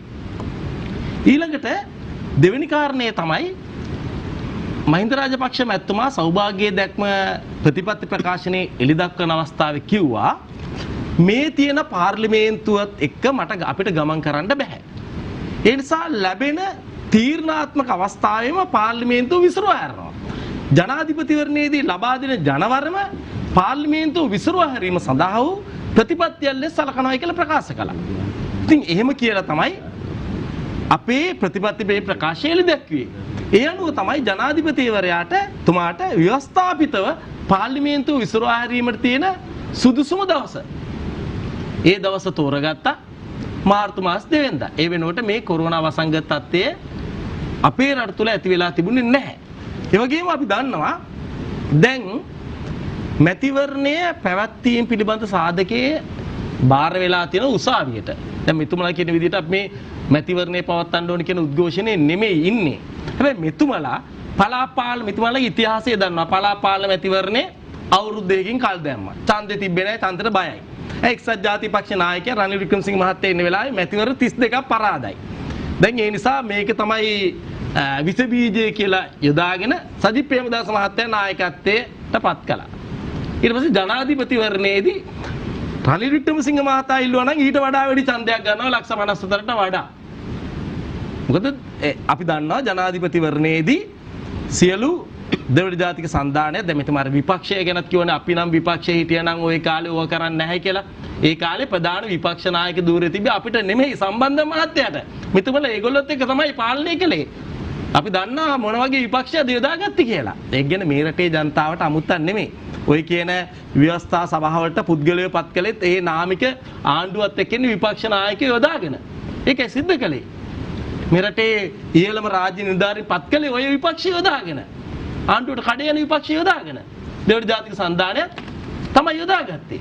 ඉතින් ඒ නිසා ඔය කියන විපක්ෂයේ ආණ්ඩුවට හීලා තමයි එදා. හැබැයි අපි මන්ත්‍රීවරු 54ක් ඒකාබද්ධ විපක්ෂයේ මන්ත්‍රීවරු අපි පාර්ලිමේන්තුව තුළ දැවන්ත සටනක් ගෙනිච්ච ආණ්ඩුවේ වැරදි අඩුපාඩු කියන්නේ. රටේ ආර්ථිකය දවසින් දවස කඩා වැටෙද්දි අපි මේ විනාශය පෙන්වා දුන්නා. දැන් මෙතුමා කියනවා වී ප්‍රශ්නය, සහල් ප්‍රශ්නය, සහනයක් දෙන්න බැරි ප්‍රශ්නේ. ඔතුමා මේ මාතෘකාවට එන කලින් අපි පළවෙනි වටේ ඒ සම්බන්ධව ප්‍රශ්නයක් මතු කරා අර ඔතුමා කියන අර බුද්ධාංශ නිලධාරීන් ඉලගත කරලා තිනවා කියලා. අපි අහන්නේ කොතනද මේ යුද්ධයකට සම්බන්ධ වෙච්ච ඒකට අපිට උත්තරයක් ලැබුණේ නැහැ. ඒ නිසා අනිවාර්යයෙන්ම ශම්මි කරුණාරත්න ප්‍රබෝධ සිරිවර්ධන බුද්ධාංශ නිලධාරීන්ට එක්නැලිගොඩ පැහැර ගැනීමක් කියන චෝදනාවක් යටතේ අපි දන්නේ නැහැ ජීවිත කර ඉන්නවද නැද්ද කියලා මට විස්තර කරන්න දෙන්න. චෝදනාව යටතේ මේ දෙන්නව අත්අඩංගුවට ගත්ත අවුරුදු 1කමාර කාලයක්. මම ඉතාම වගකීමෙන් කියනවා ප්‍රබෝධ සිරිවර්ධන වෙනුවෙන් අවුරුද්දකට පස්සේ මූලික අයිතිවාසිකම් පෙස්සමක් ශ්‍රේෂ්ඨාධිකරණයට ඉදිරිපත් වෙනවා. ඒ ශ්‍රේෂ්ඨාධිකරණය ඉදිරිපත් වෙන වෙලාවේ ඔහු ඉදිරිපත් කරන පළවෙනිම සාක්ෂි මේ නැගින්න පළාත මෙහෙයුම් කටයුතු කරපු බුද්ධ්‍යංශ ඉහළම නිලධාරීන් දෙන්න ශමිකරණ සහ ප්‍රබෝධ සිරිවර්ධන. ඔබතුමාලා මම මේ සාක්ෂි තු කියන නිර්දේශ ප්‍රබෝධ සිරිවර්ධනට මූලික අයිතිවාසිකම් පෙස්සම අපි අවසන් කාට අවස්ථාව දෙමු. අහගන්න චෝදනාව මොකද චෝදනාව? එක්නැලිගොඩ පැහැර ගැනීම කියන චෝදනාව යටතේ. චෝදනාව යටතේ. ඒක ඉතින් චෝදනාවන්නේ. අපි අවසන් දෙමු. ඒක බොරු චෝදනාවක්. ඒ නිසා තමයි ඒක බොරු චෝදනාවක්. ඉතින් මට කියන්න දෙන්නකෝ ප්‍රබෝධ සිරිවර්ධන අපිට නිදහස් කරද්දී මොකද්ද විත්තිවාචකේ උනේ? ශ්‍රේෂ්ඨාධිකරණයේ ඉස්සරහා පෙන්නලා දුන්නා අදාළ කාල පරිච්ඡේදය තුල ඔව් මේ රටේ සමහර අවස්ථාවල ඉඳලත් නෑ අදාළ කාල පරිච්ඡේදයේ ඒ අදාළ කඳවුරු වලට කඳවුරකට යනවා නම් අදාළ නිර්ධාරණයේ නම් ලේඛන ලියවෙනවා. ඒ කිසිම තැනකට ගිහිල්ලා නැහැ. ඒ නිසා ශේෂ්ඨ මේ බුද්ධ්‍යංශ නිර්ධාරණයෙන් අත්අඩංගුවට අරන් ඉන්නේ කියලා. ඒ නිසා විහිළු කරන්න යන්න එපා රටක් ජාතියක් ආගමක් එක්ක. තමුන්නාන්සලා සමගි ජන බලවේගය ගැන කියන්නේ මේ මහා ප්‍රතාපවත් කියලානේ. ඒ නිසා මේ රටට ජාතියට සදාචාරයට සංස්කෘතියට හානි කරන මංගල සමරීරව ඔළුවේ තියාගෙන මේ රටේ බරපතලම වංචාව සිද්ධ කරපු බෙහෙත් මාෆියා මෙහෙපු රාජිත සේනාරත්නලා ඔළුවේ උඩ තියාගෙන පාස්කු ඉරිදා ප්‍රහාරයට තමුන්ගේ සහෝදරයා සම්බන්ධයි කියලා ඍජු පිට එකට එකතු වෙච්ච රිෂාඩ් බදුරුදීන් ඇමතුමා රිස්වානද අත්අඩංගුවේ ඉන්නවා. ඒ තනත්තන් ඔළුවේ උඩ තියාගෙන සමගි ජන බලවේගයේ තමයි පිරිසුදු රනිල් වික්‍රමසිංහ UMP එකේ ජරා. අපිට නම් මේ ඔක්කොම කැඳ හැලියා ජරාවක් මේ රටේ මිනිස්සුන්ට. ඒ කුජීත වෙන්න පෙරද්දි වේ. ඔව්. තව පරාදයි ඉස්සරහ ඒ නිසා පරාජයට බය කතා කියනවා. ඒ ශවිතානගේ මන්ත්‍රීතුමනි ප්‍රබල චෝදනාවන් රැසක් මතුවනවා. ඒ අතර විශේෂයි ඔබේ පාර්ශ්වයේ ඔබේ පක්ෂයේ ඉන්න ප්‍රබලයින් කීප දෙනෙකුට ජේෂ්ඨයින් කීප දෙනෙකුට බරපතල චෝදනාවන් කීපයක් එතුමා අවසන් අවස්ථාවේදී එල්ල කරනවා. ඒ සියල්ල එක්ක අපේ රජයේ මේ අවස්ථාවේදී ක්‍රියාදාමයේ පිළිබඳවත් ඔබේ තියෙන විවේචන වලට මෙහෙමයි ප්‍රියාල් අපිට තියෙන්න ඕන අපේ ගැන අනන්‍යතාවයක්. හරිද? අපි මේ දේශපාලනට එන්නේ හම්බු කරගන්න බඩ වඩා ගන්න නම් ඕන ප්‍රශ්නයක් නැහැ. ඕන කුණුගොඩ ගිහිල්ලා läග්ගට. ඕන කුණුගොඩ ගිහිල්ලා läගලා සෙරෙප්පුව යට ඉඳගෙන කියන ඕන දෙයක් කියපන් කියලා කියන්න පුළුවන්. අපි අද වෙනකන් එහෙම වෙලත් නැහැ, අනාගතේ එහෙම වෙන්නෙත් නැහැ. දැන් මෙතන අපි දැක්කා අපේ නගරාධිපතිතුමා ප්‍රකාශය සහ සිසිල් මන්ත්‍රීතුමා ප්‍රකාශය. දැන් මෛත්‍රීපාල සිරිසේන මහත්තයාට චෝදනාවක් තියෙනවා කියලා දන්නෝනේ කවුරු? බොරුවට කියනවා නම් මේ පාස්කු ප්‍රහාරය ගැන මේ නීතිඥ මහත්වරු ඕනත් නැහැ. මේ රටේ සාමාන්‍ය සුළු අවබෝධයක් තියෙන මිනිස්සෙකුට මේ පාස්කු ප්‍රහාරයේ දැන් මේ එළිවෙන කරුණු අනුව සම්පූර්ණ වැරදිකාරයෝ තෝරගෙන යද්දී ඉහළෙම ඉන්නේ මෛත්‍රීපාල සිරිසේන කියන කාරණාව මෙතුමන්ලා දෙන්නට පැහැදිලි නොවනවා නම් ඒක ප්‍රශ්නයක් නෑ රටේ ජනතාවට පැහැදිලි. එතකොට එවැනි කෙනෙක්ගේ යටතේ ඔහු නිර්මාණය කරන සන්දානයක සභාපති කියන්නේ ඒකේ තීන්දුව తీරන ගැනීමේ ප්‍රධානිය. ඒ තැනක ඉඳගෙන ඉවර වෙලා ඔහු ගැන මම කියලා ඉවරනම මේක ඉවරනම කිව්වා. එවැනි තැනක ඉඳගෙන ඉවරලා කතා කරන්න වී මම දන්නේ මට නම් එහෙම ප්‍රශ්න නැහැ.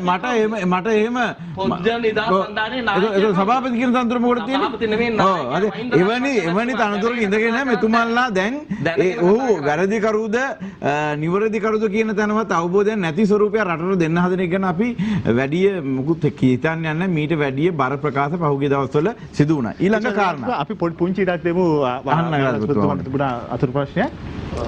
මෙහෙමයි දැන් මෛත්‍රීපාල සිරිසේන මහත්තයා දැන් අපි පුළුල් සන්දානයක් විදිහේ එකතු වුණාට පස්සේ නමුත් මම අහන්න කාරණාව තමයි මෛත්‍රීපාල මහත්තයා ආප්ප කාලා එහෙම තමන්ගේ නායකට වංචා කරලා ආපු කෙනාව එහෙමනම් ජනාධිපති කෙනෙක් වන්නේ. හරි පැහැදිලි. හොඳට ඒක නියම කතා. මේ අහන්නකො මේ බුද්ධිමට්ටම හොඳට තේරුම්. දැන් ඒ තරම්ම කුජීත මිනිහෙන් අපි පළවෙනි සැරේ කුජීත වෙලා ගත්ත කියමුකෝ. අපි හොඳට හොම්බෙන් යන්න අපි අනගත්ත කියමු. ඒ දෙසරයක් කුජීත වෙච්ච මිනිහ ආපහු සැරයක් ගන්නකොට මොනතරම් පහත් අතර වැඩද ඔබතුමාලා. ඒක ඔබතුමාලා දෙසරයක්ම දන්න ඕනේ. පළවෙනි සැරේ ආප්ප කාලා මහින්ද රාජපක්ෂ මහත්තයා කනට ගල්ලල්ලා ආවන. දැන් මේ අස්පනා අපිට මේ රට ඔබතුමාලා කියන විදිහට පහුගිය අවුරුදු පහත් විනාශ කරන්න දායක වුණා නම් ආයේ මිනිහගෙන හල තුරුල් කරගන්න ඔබතුමාලාට විල්ලැජ්ජාවක් ඇත්තෙම නැහැනේ. ඉතින් ඒකින්ද මම හිතනවා එතුමාගේ ප්‍රශ්නෙට උත්තරය ආවා කියලා. දැන් මට ඕක නෙමෙයි තියෙන්නේ. දැන් ප්‍රියල් මේ රටේ ජනතාව ගුණාට අඳන්න පුළුවන් කියලා හිතාගෙන මවාගෙන ඉන්න දෙන්නෙක් ඉන්නවා. අපේ සිසර ජයකොඩි මන්තුමාලා නම කියනකොටම දන්නවා. ඒ එක්කෙනෙක් තමයි විමල් වීරවංශ මහත්තයා. අනිත් එක්කෙනා හිමින් සැරේ ඉඳගෙන කතා කරන උදයගම්මන්පිල මහත්තයා. දැන් මම මේ වීඩියෝ කියන්නේ නැහැ. මොකද රෙදි ගැලවෙනවා මේ ඇහුවොත් එහෙම. පහුගිය ජනාධිපතිවරණ මේ අවස්ථාවේ නැති අයගේ නම් ප්‍රකාශ කිරීමේදී සම්බන්ධිත ඒ වගකීම ඔබතුමාට තියෙන්නේ. හරිද? කියනවා ගෝඨාභය රාජපක්ෂ එන්නේ සහන මල්ලක් අරගෙන කියලා ගණන් මිමි ඔක්කොම දාලා කියනවා. ගෑස් එකේ 100ක් අඩු කරනවා. මේ සියල්ල කියලෙවිලා දැන් අද මේ මොකද වෙන්නේ? දැන් මම දැක්ක පළවෙනි ආරම්භ කරන වෙලාවේ මේ ප්‍රකාශනීය වෙලා නැහැ. මේකෝ ජයග්‍රාහී මාවතර මේ රට ගෙනියන මොහොතේ තමයි ඉන්නේ. කවුද කියන්නේ? මధుර විතානගේ මැතිතුමා. හරිද? රටේ ජනතාව ආරක්ෂා කරන්න පුළුවන් වුණා. ඊට පස්සේ කියනවා ආයි මොකද්ද? රාජ්‍ය සේවකයන් ජීවිතේ පරදුව තිබිලා මේක කරා ඒකට ගරුත්වයක් දුන්නා. මේ කරුණු කාරණා ටික ඔක්කොම මේ මෙතුමා කියපු ටික දැන් මම අහනවා මේ වෙනකොට මේ රටේ මිනිස්සු මාස දෙකකට වැඩි කාලයක් කිසිම රැකියාවක් කරගන්න බෑ. ආදායම් මාර්ග අහිමි වෙලා ඔවුන්ට ජීවත් වෙන්න බැරි ඉන්න මිනිස්සුන්ට අපි රුපියල් 5000 ගැන කතා කරන්න යන්නේ. කතා කරන්න ගියොත් එහෙම මේක වෙලාවමදි වෙන ඕක ගැන කියන්න තියෙන තොරතුරුත් එක වීඩියෝත් වෙනවා. ඊයේ ගිහිල්ලා ඉවරලා කුණු හarpෙන් බඳිනවා පැල්මඩුල්ලේ ප්‍රාදේශ සභා මන්ත්‍රීවරයෙක් 5000 ගන්න ගිය මාසෙ ගියාම එකපාරට දින මේ මාසෙ ගියාම කියනවා ඔයාලට දෙන්න වෙන්නේ ටිකක් කල් පහුවෙලා. මොකද UMP කාර්යයක් නිසා. ටිකක් කල් ගියාම පහුවෙලා දෙන්නේ කොහොමද? එම් ගෑනු මිනිස්සු ප්‍රශ්න කරාම කුණු හarpෙන් මං ගා වීඩියෝත් තියෙනවා අහන්න බැරි ඒවා කියන්නේ. ඒ தත්ත්වෙට වියරු වැටලා තියෙනවා මේ දේශපාලන උන්මාදය නිසා.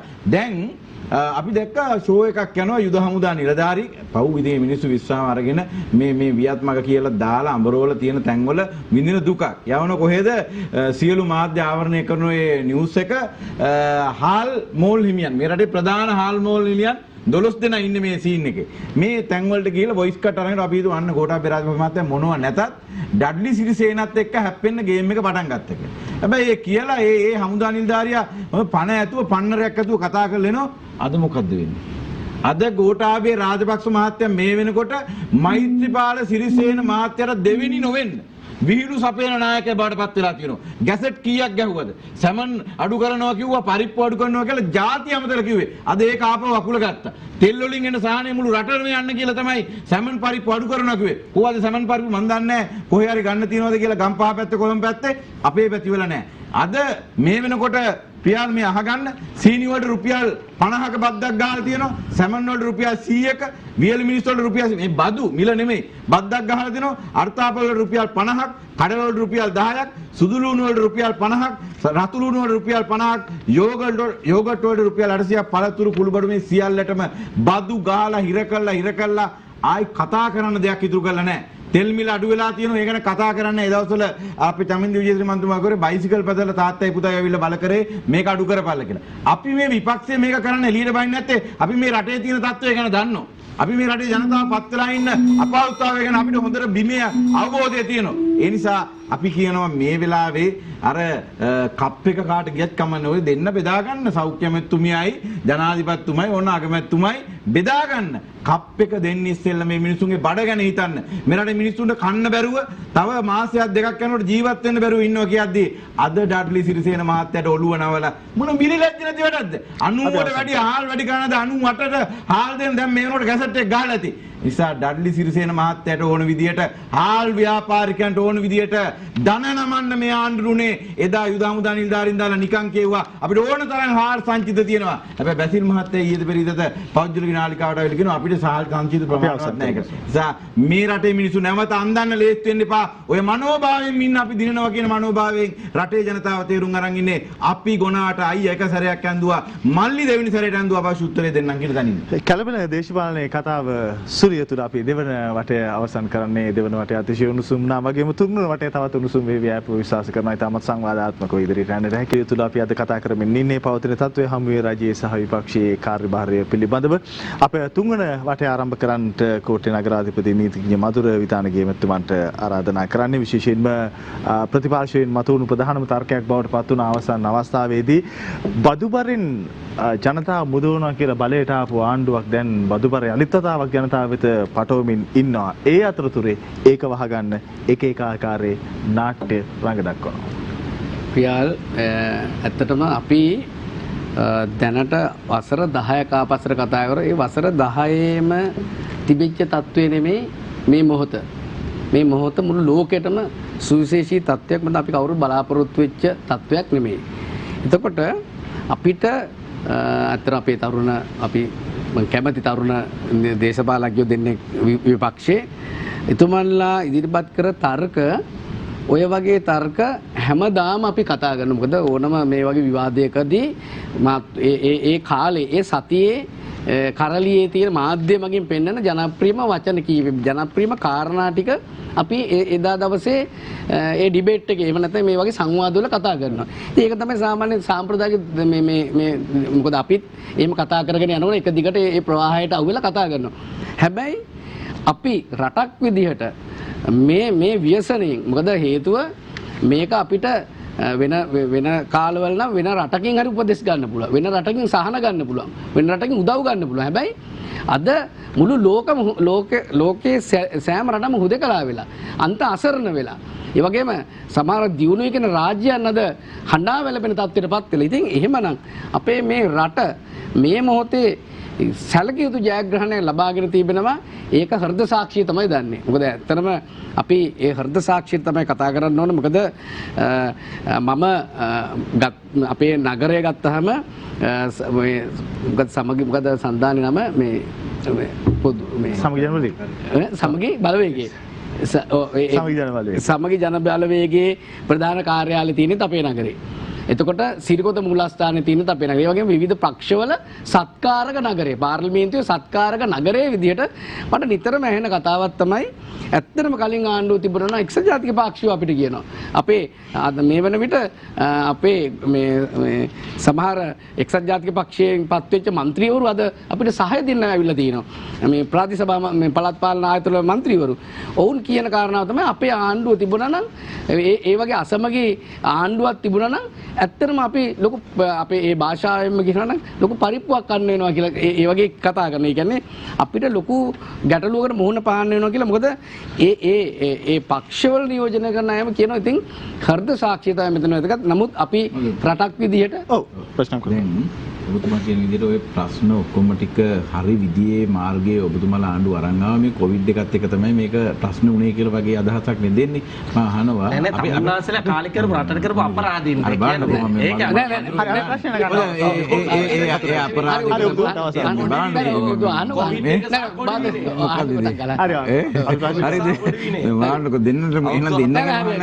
හරිද මේ රටේ එවැනි ප්‍රශ්නයක් දැන් මේ කියන කඩල කඩේ ආණ්ඩුව යද්දී අපි ඔබතුමාලා ගත්ත ණය ගෙවද ඔබතුමාට අපි ගත්ත ණය ගෙවන්න මේ රටේ ඉතිහාසය නේද ඒක තියෙනවා. අපි ණය ගෙවන් යනකොට රටවල් ගාන කියලා ඇඬුවේ නැහැ.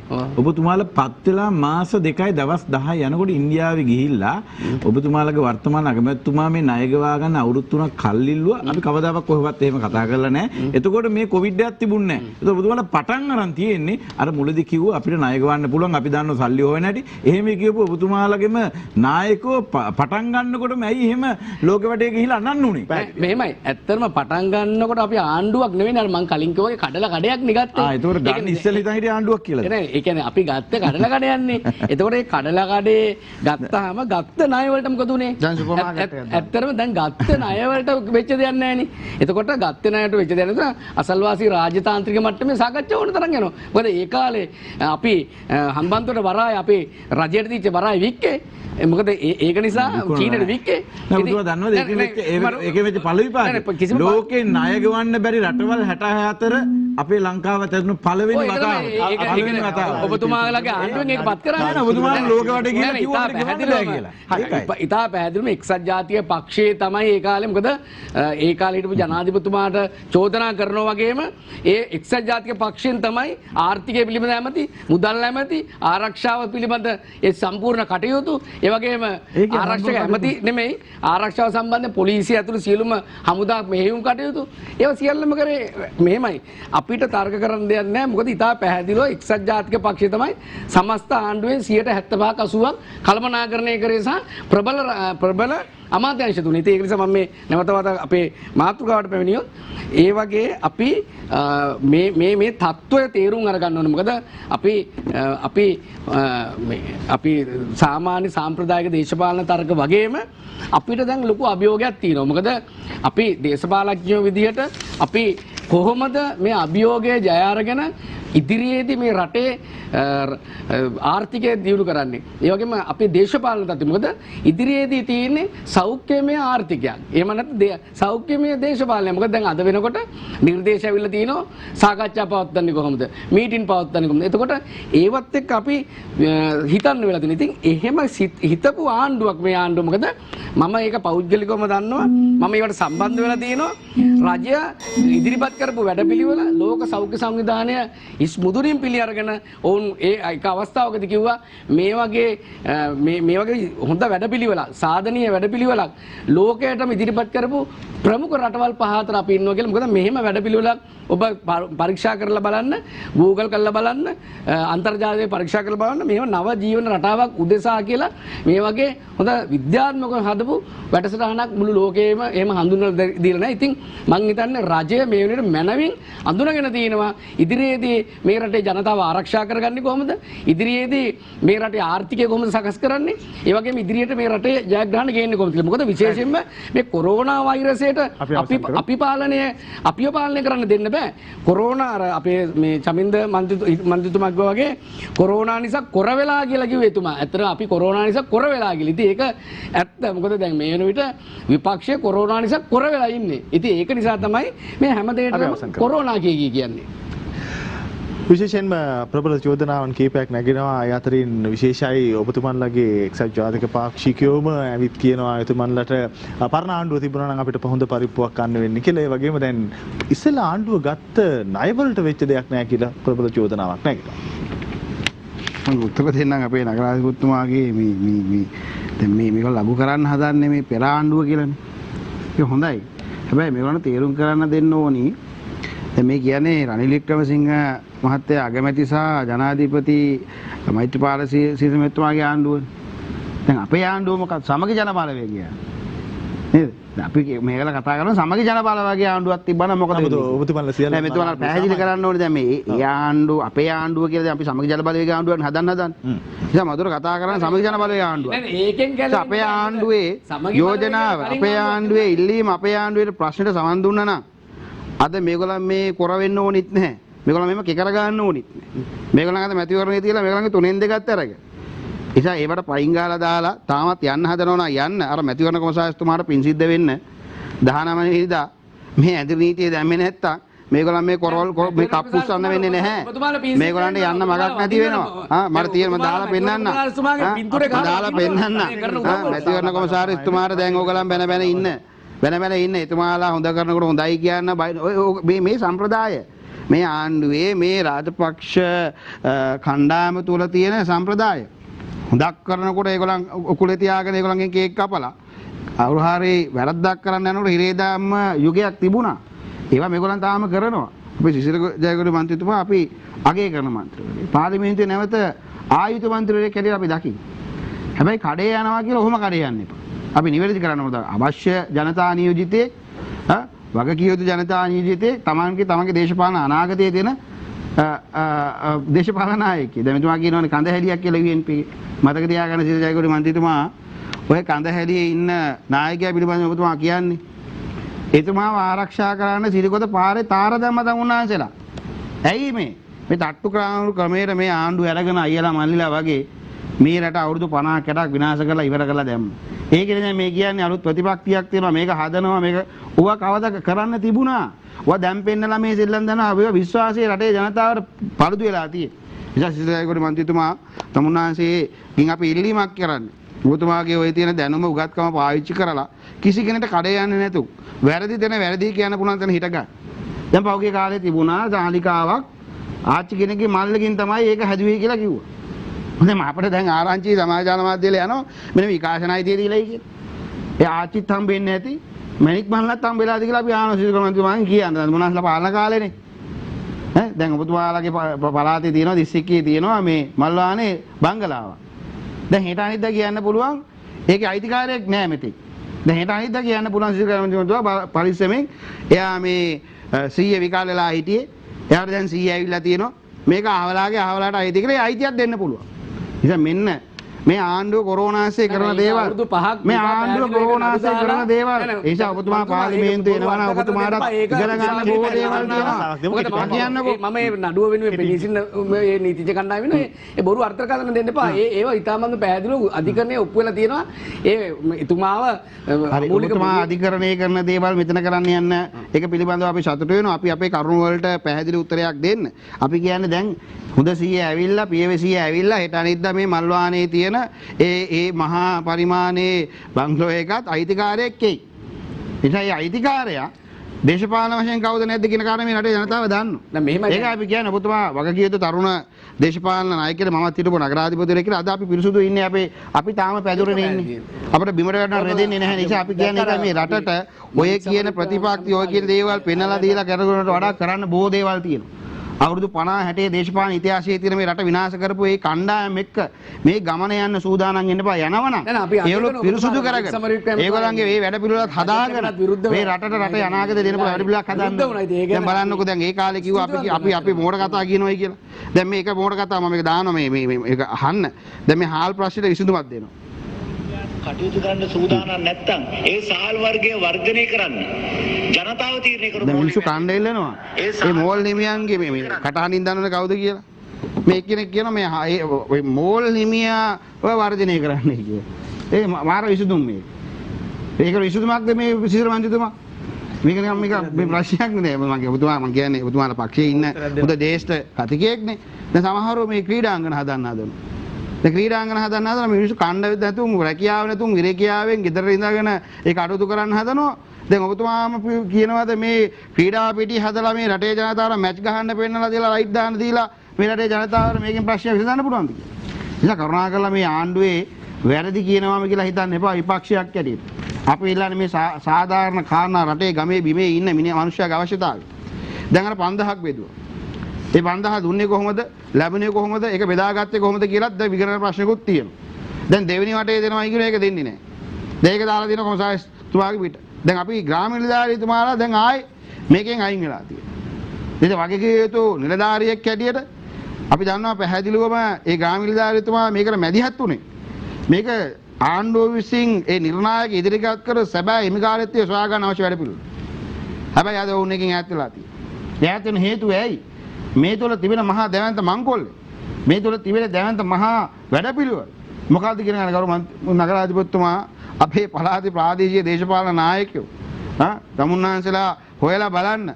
ඒගොල්ලන්ගේ නම් දාලා ගෘහ මූලිකය දාලා මේ 5000 ගත්ත නැති බැරි මිනිස්සු නෙමෙයි. ඒ නිසා මෙන්න මේ කියන පහත් වැඩේ නවත්තලා මේ රටේ ජනතාවගේ සුඛ විහරණය වෙනුවෙන් ඒ සාධනීය වැඩපිළිවෙලක් ගෙනියන්න. අපි එතන හිටගෙන තියෙන්නේ. අපි සමගිය ජන බලවේගය තුලත් හිටගෙන තියෙන්නේ. එවැනි වූ සාධනීය වැඩපිළිවෙලක් යෝජනාවලයක ක්‍රියාත්මක කරනවා කියන තහවුරුව තුල ගෙනියන්න ක්‍රියාත්මක. ඒ නිසා අපි කාගවත් දේශපාලන හිංසාවිය වෙලා නැහැ. අපි අපේ අර සන්නන්නාම එල්ලගෙන අපේ දේශපාලන ගමන ගිහිල්ලා අපේ තනතුර ඇති කරගන්න අපි කටයුතු කරන්නේත් නැහැ. එහෙම අවශ්‍යතාවයකුත් අපිට නැහැ. අදත් නැහැ, හෙටත් නැහැ, ඉදිරියටත් නැහැ. ඒ නිසා අපි බලාපොරොත්තු වෙනවා මේ අවුරුදු 50 60 තිස්සේ මේ රට සියලු දෙනාගේම වගකීම් වලින් රට බේරාගෙන අලුත් නිසානීතියකට මේ රටේ පාලනය ගෙනියලා දීලා මේ රට නැවත වතාවක් අර යන්න පුළුවන් ක්‍රියාත්මක වෙන්න පුළුවන් ඒ සාධනීය තැනට රටේ ජනතාව ශක්තිවත්ව හිටව ගන්න පුළුවන් ඒ නිර්මාණය සමගි ජනබලවේගය තුල අපි ඉදිරියට නිර්මාණය කරනවා. චන්ද්‍රජයශ්‍රී මන්ත්‍රීතුමන්ගේ කරුණු දැක්වීමේදී එහි මුලදී අලුත් අදහසක් මතුවුණා. ඒ තමයි විශේෂයෙන්ම ඔබතුමන්ලගේ නැත්නම් ආණ්ඩුවේ පාර්ශවයත් එක්ක හිටගන්නේ නැති නිසා ඒ පාර්ශවයට අවශ්‍ය දේ නොකරන නිසා මෙතුවරණ කොමසාරිස්තුමාගේ දෙසට දැන් ප්‍රහාර එල්ල කරන්න පටන්ගෙන තියෙනවා කියලා. දැන් ඒකටම පොඩි අතුරු කාරණාවකුත් මම එකතු කරන්න කැමතියි. විශේෂයෙන් රුපියල් 5000 දීමනාව පිළිබඳ නැගිච්ච සංවාදයේදී පහුගිය දිනවල මැතිවරණ කොමසාරිස්තුමා මේක නතර කරන්න කිව්වයි කියලා තමයි ආණ්ඩුව පාර්ශවයෙන් මතුනේ. නමුත් එතුමන් මේ චෝදනාව ප්‍රතික්ෂේප කළා. ඒ සමග අපි මේවට ආරම්භ. ස්වාධීන කොමිසම් සභා නමට පමණයි. මේවා පත් කළේ ව්‍යවස්ථා සභාවේ. මේ ව්‍යවස්ථා සභාව අපි දන්නවා කොහොමද සකස් වුනේ. 2015 ජනවාරි 8 වෙනිදා ඒ එකට එකතු වෙච්ච කල්ලි කණ්ඩායම් තමයි සංයුතිය වශයෙන් ව්‍යවස්ථා සභාව සමන්විත වුණේ. ඔවුන් තමයි නියෝජිතයන් පත් කළේ. ඒ පත් කළ එක කණ්ඩායමක් තමයි ඔබ සියලු දෙනා දන්නවා අල්ලස් දූෂණ වංචා විමර්ශන කොමිසම. අවසානයේ ඒ අධ්‍යක්ෂක ජෙනරාල්තුමිය කිව්වා මෙතුමලගේ ওই සමගි පෙරමුණේ නායකයෝ දුරකථන ඇමතුම් දිදී රාජපක්ෂ මැතිතුමන්ලාව මහත්වරුන්ව අත්අඩංගුවට ගන්න නියම කරපු හැටි. දින වකවානු රාජසේනරත්න මහත්තයා කිව්වා. වැලිකඩ හිරගෙදර දැන් සතුටුද? කොහොම තමයි කතා කළේ. ඒ නිසා ඔය ස්වාධීන කොමිෂන් සභා වල නිර්වත එතුමිය අධ්‍යක්ෂ ජෙනරාල්තුමිය පෙන්වනවා. අද අපි දන්නවා මැතිවරණ කොමිසමේ සමාජිකයෝ 30 දෙනෙක් ඉන්නවා. ඔවුන්ගෙන් මේ රටේ පුරවැසිභාවයේ නොමැති රත්නජීවන් හූල් නැමැත්තා තවක් කීමෙන් කියන්නේ විපක්ෂයේ නියෝජිතයා විදියට පත් කර ලබනවා. දෙවිද ජාතික සන්ධානයේ උමනාවට. ඉන්පසු එතුමා දිත්ත පුරවැසිද නැත්නම් පුරවැසිභාවයක් පුරවැසිභාවයේ රහිත. දිත්ත පුරවැසි කොහේ හරි. පුරවැසිභාවයේ රහිත. රහිත කියන්නේ ඒක පුරවැසිභාවය අපේ රටේ නෑ. මුකුත්ම නෑ. අපේ රටේ පුරවැසිභාවය නෑ. වගකීමෙන් කියන්නේ. වගකීමෙන් කියන්නේ. ඒක දිත්ත පුරවැසිත් නෙමෙයි පුරවැසිභාවය නෑ. අපේ රටේ පුරවැසිභාවය නෑ.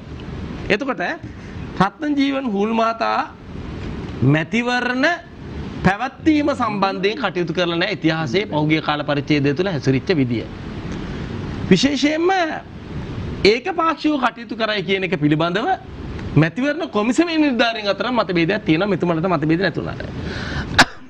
ඒ නිසා මේ මැතිවරණ ස්වාධීනයි කියන කොමිසම් සභාව තුලින් ඇති කරලා තියෙන ඔය ස්වාධීන කොමිසම් සභාවෙන් පොලිස්පතිවරයා පත් කළානේ. ਉਹ තමයි පාස් කිර්දා ප්‍රහාරයේ තව වගේ උත්තරකාරයෙක් එන්නේ. ඒ විතරක් නෙමෙයි මානවික කොමිසම් සභාවේ සභාපතිතුමිය පත් කළා. මම කියන්න යන්නේ අපි එතුමිය ගැන. හැබැයි මම පාර්ලිමේන්තුවේ ප්‍රශ්න කළ උපතුමාලා අහන්න ඇති වැටුප් දෙකක් ලබා ගැනීම සම්බන්ධ ප්‍රශ්නේ. මුල සිටම මේ ස්වාධීන කොමිසම් සභාවල පත් කරපු නිලධාරීන් පිළිබඳ විවිධ මතභේද පවතිනවා.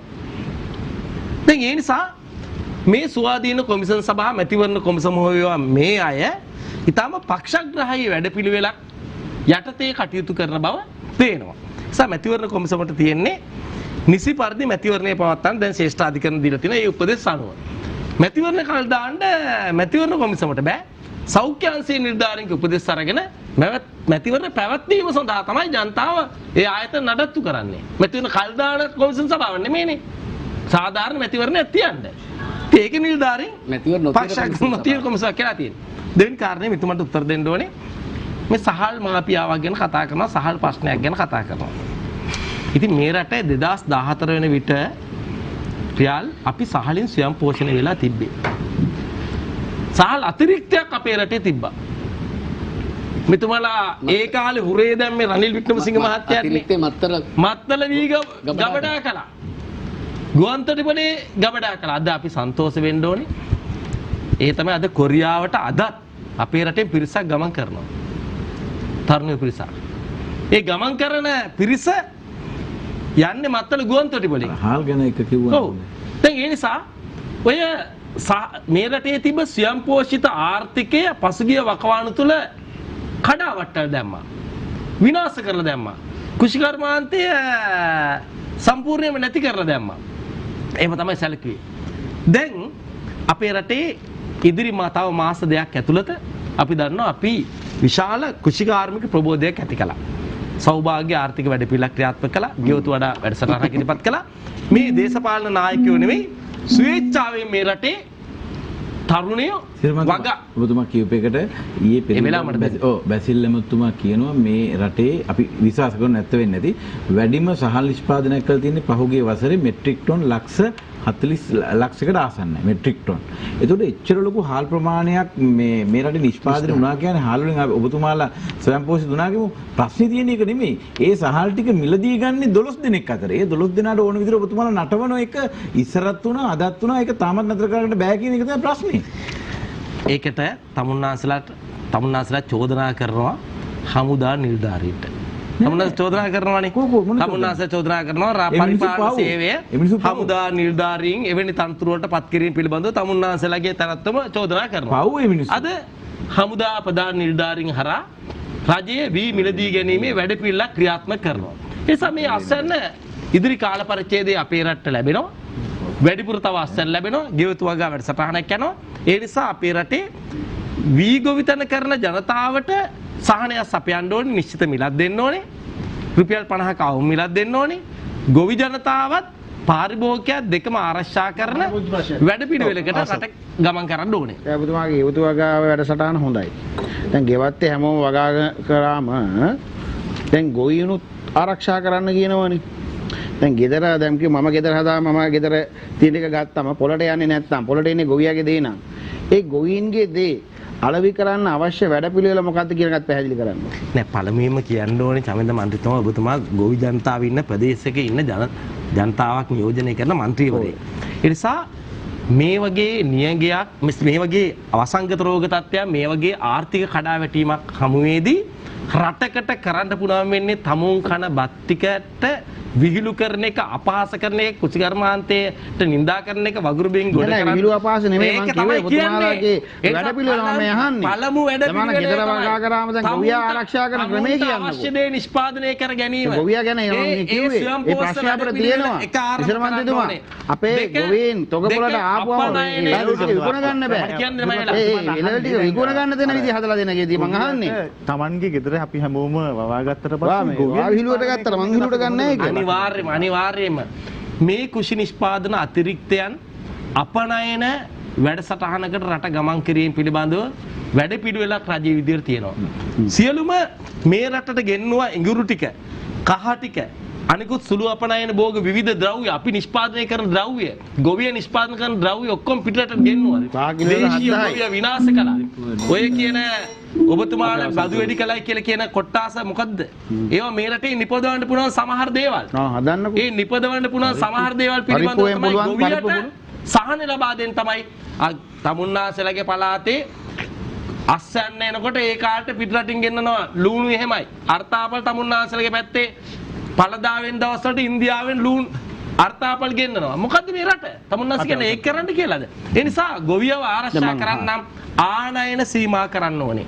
ආනයන සීමා කළොත් තමයි අපි පැහැදිලි ප්‍රශ්නයක් තියෙනවා අපිට විදේශ විනිමය පිළිබඳ ගැටලුවකට මුහුණ දීලා තියෙන්නේ. ඔබත් මම සියලු දෙනා දන්න දෙයක්. අපේ සංචාරක ව්‍යාපාරයේ නැවත කියන්න ඕනේ පහුගිය අප්‍රේල් 21 වෙනිදා ඉඳන් කඩා වැටුණා. සංචාරක ව්‍යාපාරය විනාශයි. විදේශගත ශ්‍රමිකයන්ගේ ප්‍රේෂණ ක්‍රමිකව අඩු වෙමින් පවතිනවා. ඒ රටවල් වල ඒ ශ්‍රමිකයන්ට රැකියාව නැති වෙනවා. ඊළඟට ණය සහ ණය පොලී ගෙවීමට යන විශාල මුදලක් අපිට රටේ ආර්ථිකයේ වශයෙන් තියෙනවා. අපි දන්නවා මම සංඛ්‍යා ලේඛන ඔප්පු කරන්න යන්නේ අවසාන වශයෙන් මම කියන්නේ පහුගිය අවුරුදු 5 තුල රුපියල් බිලියන 5544ක්. ඒ කියන්නේ මහින්ද රාජපක්ෂ මහත්මයා අතිවිශාල සංවර්ධන වැඩසටහන් කරන්න 2017 පහේ ඉඳන් 2014 දක්වා ගත්ත ණය ප්‍රමාණයත් අභිභාගීය ණය ප්‍රමාණයක් කිසිම සංවර්ධන ව්‍යාපෘතියක් නැතුව ණය අරගෙන බරපතල ණය එක රුපියලක් පහළ බැසීම නිසා රුපියල් බිලියන 35ක ණය සහ ණය පොලිය අපේ රටේ ගෙවන්න වෙලා තියෙනවා. ඉතින් ඒ නිසා මේ අවසන් කරනවා. ඒ නිසා මේ අර්බුදය අපිට පැහැදිලි. ඒ නිසා අපිට ඔබතුමාලා චෝදනා කළත් මේ අභියෝග ටික අපිට ජය ගන්න වෙනවා. ඒකට ක්‍රමානුකූල නිශ්චිත වැඩපිළිවෙලක් රටට ඕනේ.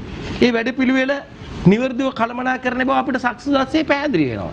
හැබැයි තමුන්නාන්සලා හිටියනම් ඔය වැඩපිළිවෙල ක්‍රියාත්මක වෙනවද නැද්ද කියන එක මේ රටේ ජනතාව දන්නවා. පැහැදිලි. විශේෂයෙන්ම කෘෂි කර්මාන්තය බිඳ වැටීම පිළිබඳ චෝදනාවන් කීපයක් මතු වුණා. ඒ වගේම ඔබේ රජයේ හිටියානම් පහුගිය කාලවක වන්දතර සිදු වුණ දේ සහ අවසන් වසර 4මාරේ ණයබරේ තිබෙනා වූ වැඩිවීම පිළිබඳ කතා බහ කළා. ඒ අතරතුර මට පුංචි ඉඩක් දෙන්න මට අතුරු ප්‍රශ්නයක් තියෙනවා. දැන් ඔබ විශේෂයෙන් මතු කරේ ඉතාමත් වැදගත් කාරණාවක් පහුගිය වසර ගණනාව පුරාම පුද්ගලයන් 12 දෙනෙකු සහ ආයතන 12ක් තමයි ලංකාවේ සම්පූර්ණම සහ වී වෙළඳපොළ හසුරුවන්නේ. මේකට විරුද්ධව යමක් කරන්න ඔබේ රජයේ පවතින කාලෙත් කිසියම් උත්සාහයක් ගත්තද? කරා.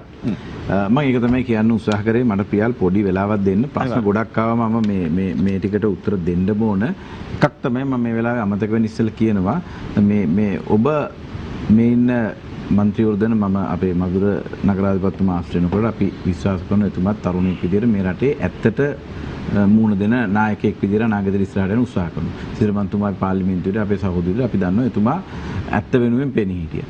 මේ වෙලාවේදී අපි බොරුවට වෙන දේශපාලන රාමුවක් ඇතුළේ ඉඳගෙන මේ ඇත්ත වහගෙන කතා කරනවා නම් මම හිතන්නේ මේ රටේ මේ ජනතාව මැතිවරණයක් තියෙනවා අපි ගැන තීන්දුව ගන්නේ. අපි විපක්ෂේ ඉන්නකොට අවංකවම කියනවා නම් අපි ආණ්ඩු කරාට වැඩිය අද විපක්ෂයේ ඉන්නකොට අපිට තේරෙනවා මොන තරම් මේ ආණ්ඩු කළමනාකරණය කරගන්න තියෙන තැන් වහගෙනද කටයුතු. මොකද අපි ආධුනික මන්ත්‍රීවරු පාර්ලිමේන්තුව අපි කෑ ගැහුවා, අපි සක්‍රියව හිටියා. හැමදාම පාර්ලිමේන්තුව කෑ ගහනවා. අපිට දැනෙච්ච දෙයක් තමයි මේ ආණ්ඩුවේ තියෙන දුර්වලකම්. ඒ සාපේක්ෂව අද මෙතන කොච්චර හිල්ල ඕන තරම් බොරු කියන්න පුළුවන්. හැබැයි බොරු කිව්වද මේ රටේ මිනිස්සුන්ගේ දැන් මෙතුමා කිව්වා දැන් මෙතුමා කියලා පස්සේ ඒක නිවැරදි කරගත්ත මේ මිල වැඩි කිරීමේ හුදු ඇත්ත අවංක අරමුණ මේ රටේ නිෂ්පාදකයන් ආරක්ෂා කිරීමමයි කියලා කියනවා නම් ඔබතුමාලා කියන රටේ ජනතාව පිළිගනි මේ දාවිල කන්න බැරුව ඉන්න වෙලාවේ මේ රටේ මේ නිෂ්පාදකය ආරක්ෂා කරන්නද මේ ලුණු මිල වැඩි කරන්නේ, නිෂ්පාදකය ආරක්ෂා කරන්නද පරිප්පු එක වැඩි කරන්නේ, නිෂ්පාදකය ආරක්ෂා කරන්නද මේ සැමන්ටින් එක වැඩි කරන්නේ, නිෂ්පාදකය ආරක්ෂා කරන්නද මේ හාල් මිල මේ වැඩි කරන්නේ. නෑ, හාල් මිලේ ප්‍රශ්නයක් තියෙනවා. මම කියනවා කස්තුරි අනුරාධනායක හිටපු වියලි මණ්ඩලයේ සභාපතිතුමා හෙළි කරපු කරුණු තියෙනවා. ඒකේ ඒ වෙනකොට බෝඩ් එකේ හිටියේ මුදල් අමාත්‍යාංශයේ නිලධාරියෙක්, ඒ වගේම අධ්‍යක්ෂ මණ්ඩලයේ හිටපු කණ්ඩායම සමුපකාර කොමසාරිස්වරයා, ආහාර කොමසාරිස්වරයා, මේ වගේ විද්වත් මණ්ඩලයක අධ්‍යක්ෂ මණ්ඩලයක් තමයි වියලි මණ්ඩලයේ තිබුණේ. වියලි මණ්ඩලය කියන්නේ මේ රටේ දූෂිතම ආයතන වලින් එකක්. ඒක හෙලි කරලා දුන්නා. අපි පාර්ලිමේන්තුවේ මේක ගැන විවාදයක් කරා. මේ වීයලි මණ්ඩලයේ හැදිලා තියෙන්නේ දැන් පොළොන්නරුව ගමුකෝ. පොළොන්නරුවේ තියෙන වීයලි මණ්ඩලයේ වී ගබඩා ටික වී ගන්න කාලෙ වෙනකොට වහලා දානවා. වහලා දාන්නේ මේ ව්‍යාපාරිකයෝ ටික මේක ඔබතුමාලා දැනගෙන මේක ජනාධිපතිතුමාගේ S2කට කනට යන්න පුළුවන් නම් ඉතා වැදගත් වෙනවා මේ අද සියත මේ කරන එක මේ ඇවිල්ලා මේ අපි මේ ආණ්ඩුවට ගහන්න කියන කාරණානේ මේ හෙලිදරව්ව. මේක වහලා දාලා වී ටික පෞද්ගලික වෙලෙන්ද මොකද අහිංසක මිනිහ රත්තරන් බඩු ටික කනකර උගස් තියලා තමයි කුඹුරු කරන්නේ. අඩු මිලට වී ටික දෙනවා. වී ටික දෙනකොට ගාණක් යනවා නිලධාරීන්. මම මේ කියන්නේ සියල්ලම නෙවෙයි දූෂිත නිලධාරී සමහර විට මේකට සම්බන්ධ වෙනවා ඇති. හැබැයි රජය වග කියන්න ඕන පාලකයෝ. ඊට පස්සේ ඔබතුමාලගේ කාලේ වී කිලෝ ලක්ෂ 33 අතුරුදහන් වෙලා තියෙනවා වීයලි මණ්ඩලයේ අද වෙනකොට පරීක්ෂණ වෙනවා. මොකද්ද උනේ කියලා තාම නෑ හොයාගන්න. ඔන්න අවශ්‍ය වෙලාවක ඊළඟ විවාදයකදී බලක මේ වෙනකොට පරීක්ෂණ වෙනවා ලක්ෂ 33 නෑ හොයාගන්න. ඔබතුමාලා කාලේ මේ වර්තමානයේ මේ ඉතින් ඔබතුමාලා නෑ අපේ ආණ්ඩුවේ හොයාගන්න බෑ. කොහොමද හොයාගන්නේ? හොයාගන්න බෑ. ඒ චූදිතයන් හොයාගන්න බෑ. ඒ චූදිතයන්ට අපි අවස්ථාව දෙමු පුළුවන්. අවුරුදු 5කදී ඒක හොයාගන්න බැරි නම් ඉතින් ඒ කියන්නේ එතන බොරුවක් තියෙනවනේ. ඒ කියන්නේ දැනුත් ඉතින් ඒ කියන්නේ ඒ බොරුවමනේ. අවුරුදු 5කදී හොයාගන්න බැහැ දවස් 300 වෙලා මේකට උත්තර දෙන්න. දැන් ඒ චූදිතය හොයාගන්න බැරි වෙලා තියෙනවා. නේ එහෙම චූදිතය කොච්චර ඉන්නද? මැනික් මලුලේ කට්ටියම හොයාගත්තද? CSN එක අයිතිකාරයෙන් නෑ, ගම්පහ අයිතිකාරයෙන් නෑ. ඔය ඉතින් හොයන්න ඇත්තටම දන්නවනේ. ඔකවත් හොයාගන්න බෑ. ඒක හොයාගන්න බෑ. බොරුවනේ. හරිද?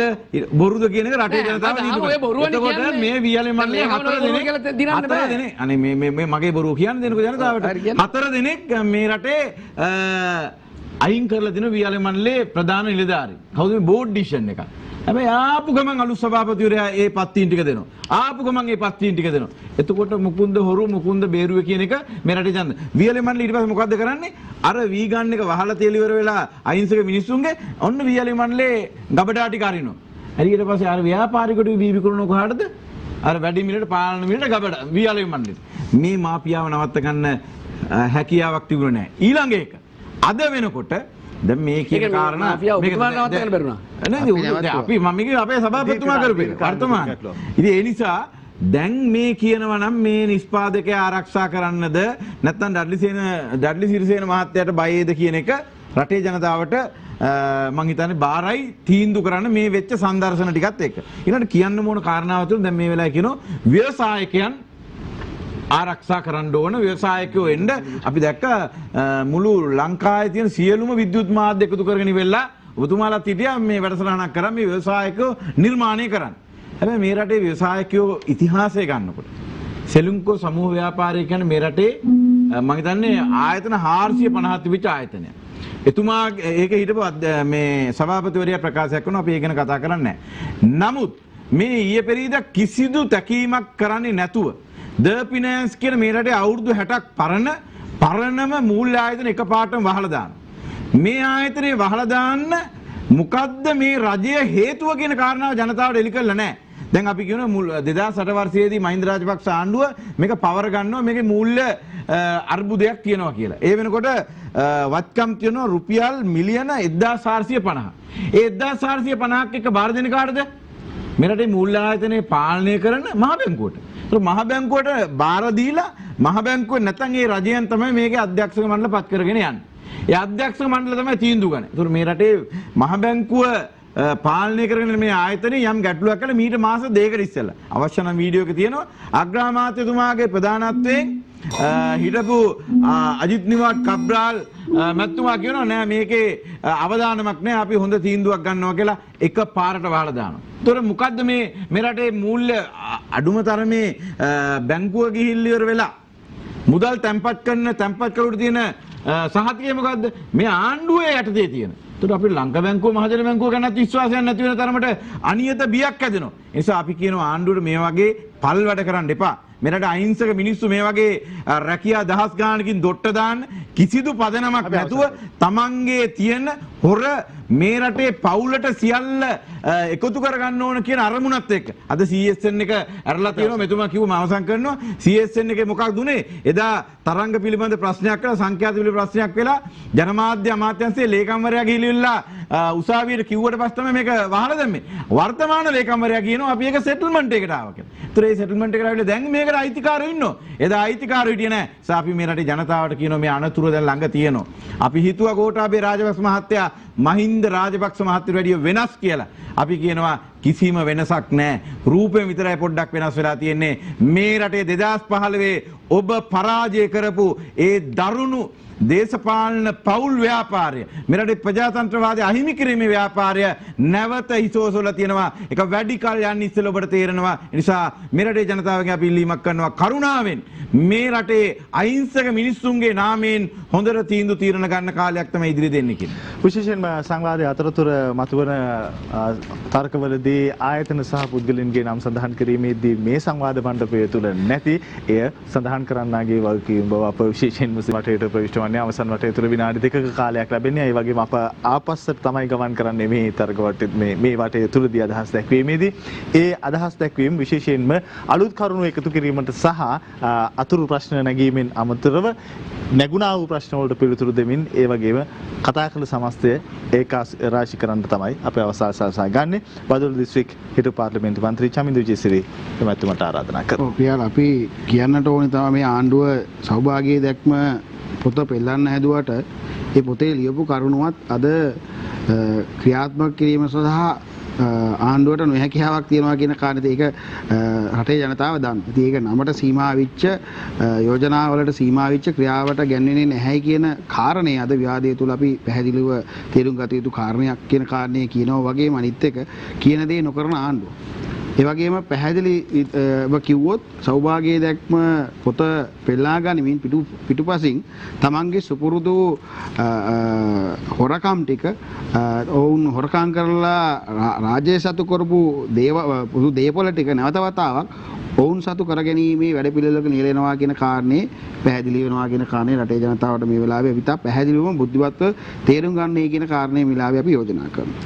ඒ වගේම තමයි විශේෂයෙන්ම අපි දැක්කා පෞගිය දිනක දැන් අපේ රටේ විදේශික රටවිරුවෝ ගෙන්වා ගැනීමවා වගේම සීසෙස් රටෙන් තවත් විදේශිකයන් සංඛ්‍යාවක් ඇවිල්ලා තියෙනවා. ඒ මොකටද ආයේ මොනවාද ගෙනාවේ කියන කාරණේ අද ආණ්ඩු පක්ෂයේත් ප්‍රශ්න කරනවා. අපි දැක්කා සිසිල් ජයකොඩි මන්ත්‍රීතුමාත් සමහර තැන්වල කියලා තිබුණා කළු සල්ලි සුදු සල්ලි කරනවා කියන මුහුණු පොත තුළ තිබුණා. එතුමා කිව්වද නැද්ද කියන කාරණේ මුහුණු පොත තුළ තිබුණා. ඒ නිසා කෙසේ වෙතත් ආණ්ඩු උත්සාහය ගෙදෙනවා මේ රට ජනතාව අසන වෙලාවේ ඉන්න වෙලාවේ මේ වෛරසයට බියගෙන වෙලා ඉන්න වෙලාවේ ගෙවල් වලට වෙලා ඉන්න වෙලාවේ Tamanට ඔබින අර සුපුරුදු හොරකම් ටික නිවැරදි කර ගැනීම සඳහා යම් උත්සාහයක් යදෙනවා.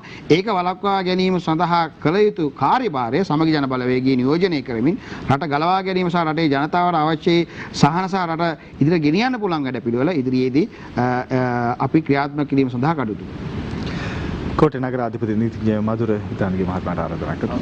මේ වන විට සෞභාග්‍යයේ දැක්ම වචනේ පරිසමාප්තියෙන්ම ඉෂ්ට කරලා තියෙන්නේ. මොකද සෞභාග්‍ය දැක්මේ නැහැ මේ කොරෝනා විපතක් වගේ එකක් ආවොත් කොහොමද රට කරන්න කියලා. නමුත් ඒ අපේ ප්‍රතිපත්තියේ නැති වුණත් පිටුවෙන් පිටුව ඒක යථාර්ථයක් බවට පත් වෙලා තියෙනවා. මොකද විශේෂයෙන්ම අපේ රටක් වටින ඒ වගේම විශාල ආයෝජනයක් කරලා හදපු මේ රටේ වටිනා සම්පතක් වෙන මත්තල ගුවන්තොටුපළේ වී ගබඩා කරලා ඒක මහා විනාශයක් කරලා ඒ විනාශය විතරක් නෙමෙයි ඒ කාලේ ඇමතිවරු අර නම් කියන්න එපා කියන නිසා මම කියන්නේ නැහැ.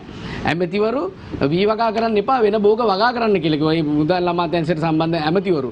ඒ වගේම සමහර අය කිව්වා ක්‍රෝටන් කොළ කන්න කියලා. මේ ඒ කන්න නැත්නම් ක්‍රෝටන් කන්න කියලා. ඉතින් එහෙම තත්වයක තිබිච්ච ආණ්ඩුවකින් අපි මිට වඩා දෙයක් බලාපොරොත්තු වෙන්නේ නැහැ. ඒ වගේම අනාගතෙත් මේ සමගි සන්ධානයේ බලාපොරොත්තු වෙන ආණ්ඩුව බිහි වෙන්නේ නැහැ. මොකද කොරෝනාවට මුවා වෙලා මේ ඡන්ද කල් දැමීම තුලින් අපිට පේනවා ඊටාත්ම දරුණු විදිහට මේ ඡන්දයට බය වෙලා ඉන්නේ කියලා පිරිස. ඉතින් අපිට රටක් විදිහට මේ වෙනුවට අත් කරගත්ත ජයග්‍රහණ ජනතා විශ්වාසය තියෙනවා. මේ වෙනුවට ජනතාව ඉතා පැහැදිලිව ඒ ගැන සාක්ෂි දරනවා. මොකද අපිට මේ හැමතිස්සෙම මේ රුපියල් 5000ක් ගණක් වී ප්‍රශ්නයක් ගැන වී වැඩි සහල් වැඩි ඔයගේ කතන්දර වලට උත්තර දෙනවට වඩා රටේ ජාතික වැඩපිළිවෙල මේ වෙනුවට ඔබ මතු කරපු ප්‍රශ්න සියල්ලටම උත්තර සූදානම් කරගෙන තියෙනවා. මොකද අවුරුදු 5ක් කරගන්න බැරි වැඩ අපි කරලා තියෙනවා. මොකද වී වැල්වි මණ්ඩලය හෝ ඒ වී ගබඩා සම්බන්ධයෙන් ඒ වගේම දැනටමත් රජයේ වැඩපිළිවෙල මොකද මේ ප්‍රශ්නේ එන්න කලින්ම ඒවට මොකද ඔබ සොයා බලන්න ඔබට ඒ ගැන තොරතුරු ලබා ගන්න පුළුවන්. හිටපු පාර්ලිමේන්තු මන්ත්‍රීවරු විදියට ඒ වගේ ශීතාගාර විශාල ප්‍රමාණයේ ශීතාගාර ඒ වගේම ගොවියන්ගේ නිෂ්පාදන කොළඹට ගෙනල්ලා ඒවා දිවෙන පුරා බෙදා හැරීම ඒ වගේම විදේශ අපනයන ආනයන කටයුතු ඒ වගේම අර ගෙවතු වගාවත් විශේෂම කියනවා නැත්නම් මේ ජනතාව බය වෙන මේ ගෙවතු වගා කරන්න එපා ඒ වගේ ගොවියෝ බය වෙනවා මේවා කරන්න බැරි වෙනවා. නමුත් ඒවටත් විසඳුම් සූදානම් කරලා තියෙනවා. අපනයනය කිරීම ඒ වගේම අවශ්‍ය දේවල් විතරක් ආනයනය කිරීම වගේ කාරණා තුලින් සමස්තයක් විදිහට වචනේ පරිසමාප්තියෙම මම කලින් කිව්වා වගේ සෞභාග්‍ය දැක්ම යථාර්ථයක් බවට පත් වෙලා තියෙන. ඒ කියන්නේ ජනතා විශ්වාසය ඉදිරියේදී එළඹෙන පාර්ලිමේන්තු මැතිවරණයේදී ජනතාව තමන්ගේ යුතුකම ඉෂ්ට කරයි. හේෂා විතානගේ මැතිතුමනි දැන් බලය ගන්න කලින් සුරංගනා කතා රාශියක් කිව්වා. ඒක දැන් මේ රටේ ජනතාවට ඒක සුරංගනා කතා කියලා ඔප්පු වෙන වෙලාවක් තමයි මේක.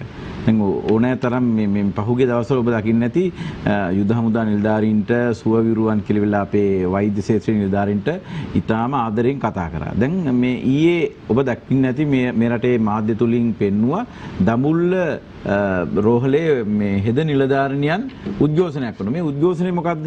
මේ උද්ඝෝෂණය තමයි මේ ආණ්ඩුව කොච්චර කැතද බලන්න. මේ රටේ මේ මෙච්චර කැපකිරීම කළා තමන්ගේ රාජකාරියට එහා ගිහලා තමන්ගේ ජීවිතේ පවා නොතකා මේ පාරට බහැලා හිටපු මේ හෙද නිලධාරීන්ගේ වැටුප අතිකාල දීමන වැටුපට අමතරව දෙන අතිකාල දීමන ඒ වගේම සති නිවාඩු දීමන සියල්ල නවත්තලා. ඒකට හේතු විදිහට කියන්නේ අර පහුගිය කාලේ සේවයට ගත්තේ කණ්ඩායම වශයෙන් සතියක් මේ කණ්ඩායම ඊළඟ සතිය අනික් කණ්ඩායම. මොකද මේ කොරෝනා ව්‍යාප්තියත් එක්ක යම් කිසි ප්‍රශ්නයක් වුණොත් එහෙම කණ්ඩායමක් අතිරික්තයක් ඉන්න ඕන නිසා. හැබැයි දැන් අද ඒක මේ අහිංසක නිලධාරීන් මේ ඇවිල්ලා තාම මේ පාලනය කරලා ඉවර වෙච්ච නැති වෙලාවක දැන් මෙහෙමනම් තව අනාගතේ මේ මිනිස්සුන්ට කොහොම සලකයිද? නිසා අපි කියනවා මේ ඕන තරම් විරු ටෝක් දෙන්න පුළුවන්. අපි දැක්කනේ ඒ දවස්වල සින්දු ගහලා කියපු ඒවට දැන් අර සමාජ වෙබ් අඩවියකට ගියා නම් හොඳට අහගන්න පුළුවන්. නිසා අපි කියනවා මේ වගේ පහත් වැඩ කරන්න එපා. ඒ වගේම දැන් මෙතුමන්ලා නා අගය කරා සතුටු වෙනවා. මේ රටේ දැන් තේපොල් රබර් වලින් නෙවෙයි මේ රටේ ප්‍රධාන ආදායම් මාර්ගය වෙන්නේ අර අහිංසක මිනිස්සු වෘත්තිකයන් මේ රටේ අපේ අම්මලා එහෙම ගිහිල් ඉවර වෙලා මේ රටේ එවන විදේශ විනිමය. ඒ විදේශ විනිමය වෙන විශේෂයෙන්ම කුවේට් රාජ්‍යයේ ඉඳලා 300 ගාණක් ආවා. ඒ 300 ගාණට 7-5ක් ඔබතුමාලගේ ටිකට් එකක් අතරන් දුන්නේ නැහැ. කුවේට් රටෙන් තමයි ටිකට් එක දීලා නොමිලේ මේ රටට එව්වේ. එවන කණ්ඩායම ආවම ඒක ඇමතිවරයෙක් කිව්වා අපිට කුවේට් වලින් එව්වේ ජනතාවනේ බෝම්බයක් කියලා. ඉතින් මේ තරම් මේ රට වෙනුවෙන් කැපකිරීම කරන අහිංසක අම්මලා බෝම්බයක් ගැහුවා කියලා වෙලා පිළිගන්න තරම් මේ රටේ ඇමතිවරු මන් දන්නේ මේ පහත් අත්‍රේ වැටෙන්නේ කියලා. නිසා ආණ්ඩුව දැන් ඉන්නේ අමුතු තැනක. ආණ්ඩුව හිතපු දේවල් කරගන්න හිතේ තියෙන මේ මනෝභාවය ඉස්සරහට අරන් යන බැරි හින්දා දැන් 3-2 කතාවක් නැහැ. දැන් කොහොම හරි බලය ලබා ගන්න පුළුවන් කියන ප්‍රකාශ කරමින් යනවා. අපි කියනවා ජනතාවට ඔබ 2015 හොඳ දැවැන්ත ඉදිතර තීන්දුවක් අරගෙන මේ රටේ ඉදිරි ගමන විවෘත කරලා දුන්නා. අන්නේ අවස්ථාව නැවත මේ රටේ ජනතාවගේ අතර ඇවිල්ලා තියෙනවා මාස 5ක් 6ක් යන ඉස්සෙල්ලා. ඒ නිසා මේ රටේ අහිංසක පුංචි මිනිහා වෙනුවෙන් කැප කරන නායකයෙක් විදිහට සජිත් ප්‍රේමදාස මහත්තයා ඔබ බලා ගන්න ඔබ රැක ගන්න මේ රටව ආරක්ෂා කරන්න ඉස්සරහට එනවා කියන කාරණාව මත. පැහැදිලි නීතිඥ සිසිරි ජයකොඩි. පොදුවේ විපක්ෂය හැමදාම නගන එකම දේ 2015 ජනවාරි 8 වෙනිදාට ඉස්සෙල්ලත් ගෙතුවේ මහින්ද රාජපක්ෂ මැතිතුමාට දෝෂාරෝපණය කිරීම රාජපක්ෂ පවුලට පහර දීම. අද දැන් ගෝඨාභය රාජපක්ෂ මැතිතුමාත් එකට එකතු කරගෙන මහින්ද රාජපක්ෂ මැතිතුමාටත් පහර දෙන විවේචනය කරන දැඩි විනයක් නීතියක් යටතේ රට පාලනය කරගෙන යද්දී ඒ දැන දැනත් අමූලික බොරු කියමින් අසත්‍ය චෝදනා ඉදිරිපත් කරමින් මඩ ප්‍රචාරය සහ සිදු කරමින් යනවා. ඉතින් ඒකට රැවටිලා 2015 ජනවාරි 8 වෙනිදා ඉඳන් පහුගිය අවුරුදු 4මාර කරුමයක් ගෙවා ගන්න බැරුව මිනිස්සු හිටියේ. ඒ නිසා මේ රටේ ජනතාවගෙන් අපි ප්‍රශ්න කරනවා. ඒ නිසා ඒ විඳ දුක ඔබට මතක ඇති. ඉතින් ඒ නිසා නැවත ඒ පාලනය නම් මෙතුමලා 2015 ජනවාරි 8 වෙනිදා එඩිතර තීන්දුවක් අරගෙන නැවත පත් කරන්න කියලා කියන්නේ බුදුන්ගේ දෙයියන්ගේ සරණයි මේ රටට. ඒ නිසා අවසාන වශයෙන් කියන්නේ මෙතුමා මේ පරමාදර්ශී නායකයා කියන සජිත් ප්‍රේමදාස මැතිතුමා ගැන වචන කියන්න යන්නේ නැහැ. මං hina වෙනවා විතරයි. හැබැයි මට එක දෙයක් කියන්න වෙනවා. තමුන්නාන්සලා අනුන්ට හොරු බොරු කියලා චෝදනා කරන අය තමුන්නාන්සලත් එක්ක තමයි පාස්කු ප්‍රහාරයේ සිදු කරපු රිස්වාන්ගේ සහෝදරයා රිෂාඩ් බදුරුදීන් ඉන්නේ. තමුන්නාන්සලත් එක්ක තමයි මහ බැංකුව බැඳුම් කර හොරකමේ වග උත්තරකරුවෝ ඉන්නේ. ඒ වගේම ඒවට ෆුට් නෝට් දීපු කට්ටිය ඉන්නේ, දුරකථන ඇමතුම් ලබා දුන්න කට්ටිය ඉන්නේ, ඒවට සම්මාද වෙච්ච කට්ටිය ඉන්නේ. ඒ නිසා මේ දූෂණ චෝදනා වලින් ඉස්සෙල්ලාම එක්සත් ජාතික පක්ෂය සහ තමුන්නාන්සලා ස්වයන් විවේචනයක් කරගන්න, තමුන්ගේ වැරදි ටික හදාගන්න කටයුතු කරන්න. වෙච්ච වැරද මේ රටේ රාජ්‍ය නිලධාරීන්ට, රණවිරුවන්ට, මහා සංගරුවන්ට, මේ රටේ සංස්කෘතියට, මේ රටේ ආගමට, ධර්මයට, ආර්ථිකයට සිදු කරපු වැරද්ද පිළිබඳව ස්වයං විවේචනයක් කරලා මේ වැරද්ද එලි දක්වලා කියන්නේ මේ වැරදි වෙන්න අපිට දෙන්නේ නැහැ කියලා. අන්න ඒ සහතිකය දීලා ඡන්ද ඉල්ලන්න කියලා අපේ තරුණ මන්ත්‍රීවරු දෙන්නට අපි ආරාධනා කරනවා. තාමත් හොඳ තැනකින් අද දවසේදී අපට සුලිය නිමා කරන්නට අවස්ථාව ලැබෙන්නේ. පවතින තත්ත්වය හමුවේ රජයේ සහ විපක්ෂයේ කාර්යභාරය පිළිබඳව තමයි අද දවසේදී අප සංවාද කළේ කැළඹෙන දේශපාලන කතාව සුලිය සමග. ඒ සඳහා කුණුගම්පහ දිස්ත්‍රික් හිටපු පාර්ලිමේන්තු මන්ත්‍රී නීතිඥ සිසිර ජයකොඩි මන්ත්‍රීතුමන්ට, ඒ වගේම රත්නපුර දිස්ත්‍රික් හිටපු පාර්ලිමේන්තු මන්ත්‍රී හේෂා විතානගේ මන්ත්‍රීතුමන්ට, බදුල්ල දිස්ත්‍රික් හිටපු පාර්ලිමේන්තු මන්ත්‍රී චමින්ද විජේසිරි මන්ත්‍රීතුමන්ට සහ කෝට්ටේ නගරාධිපති කොළඹ දිස්ත්‍රික් අපේක්ෂක නීතිඥ මధుර විතානගේ නගරාධිපතිතුමන්ට ඔබ සියලුම දෙනාට අප බෙහෙවින් ස්තුතිවන්ත වෙනවා අද දවසේදී සුරිය සමග එක්වීම පිළිබඳව. ඔබටත් ස්තුතියි අප නරඹුවාට. අපි ලබන සතියේ මුණ ගැහෙමු කැළඹෙන දේශපාලන කතාව සුරිය සමග.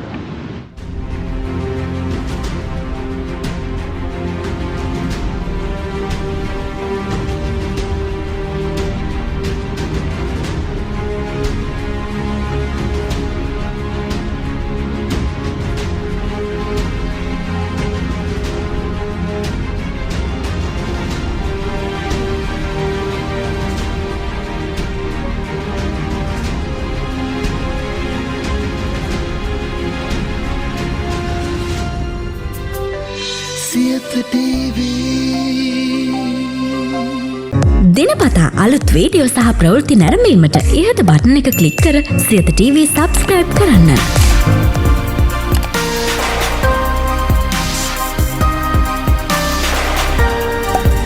අලුත් වීඩියෝ ගැන මුලින්ම දැනගන්න මෙම සීනුව ක්ලික් කරන්න.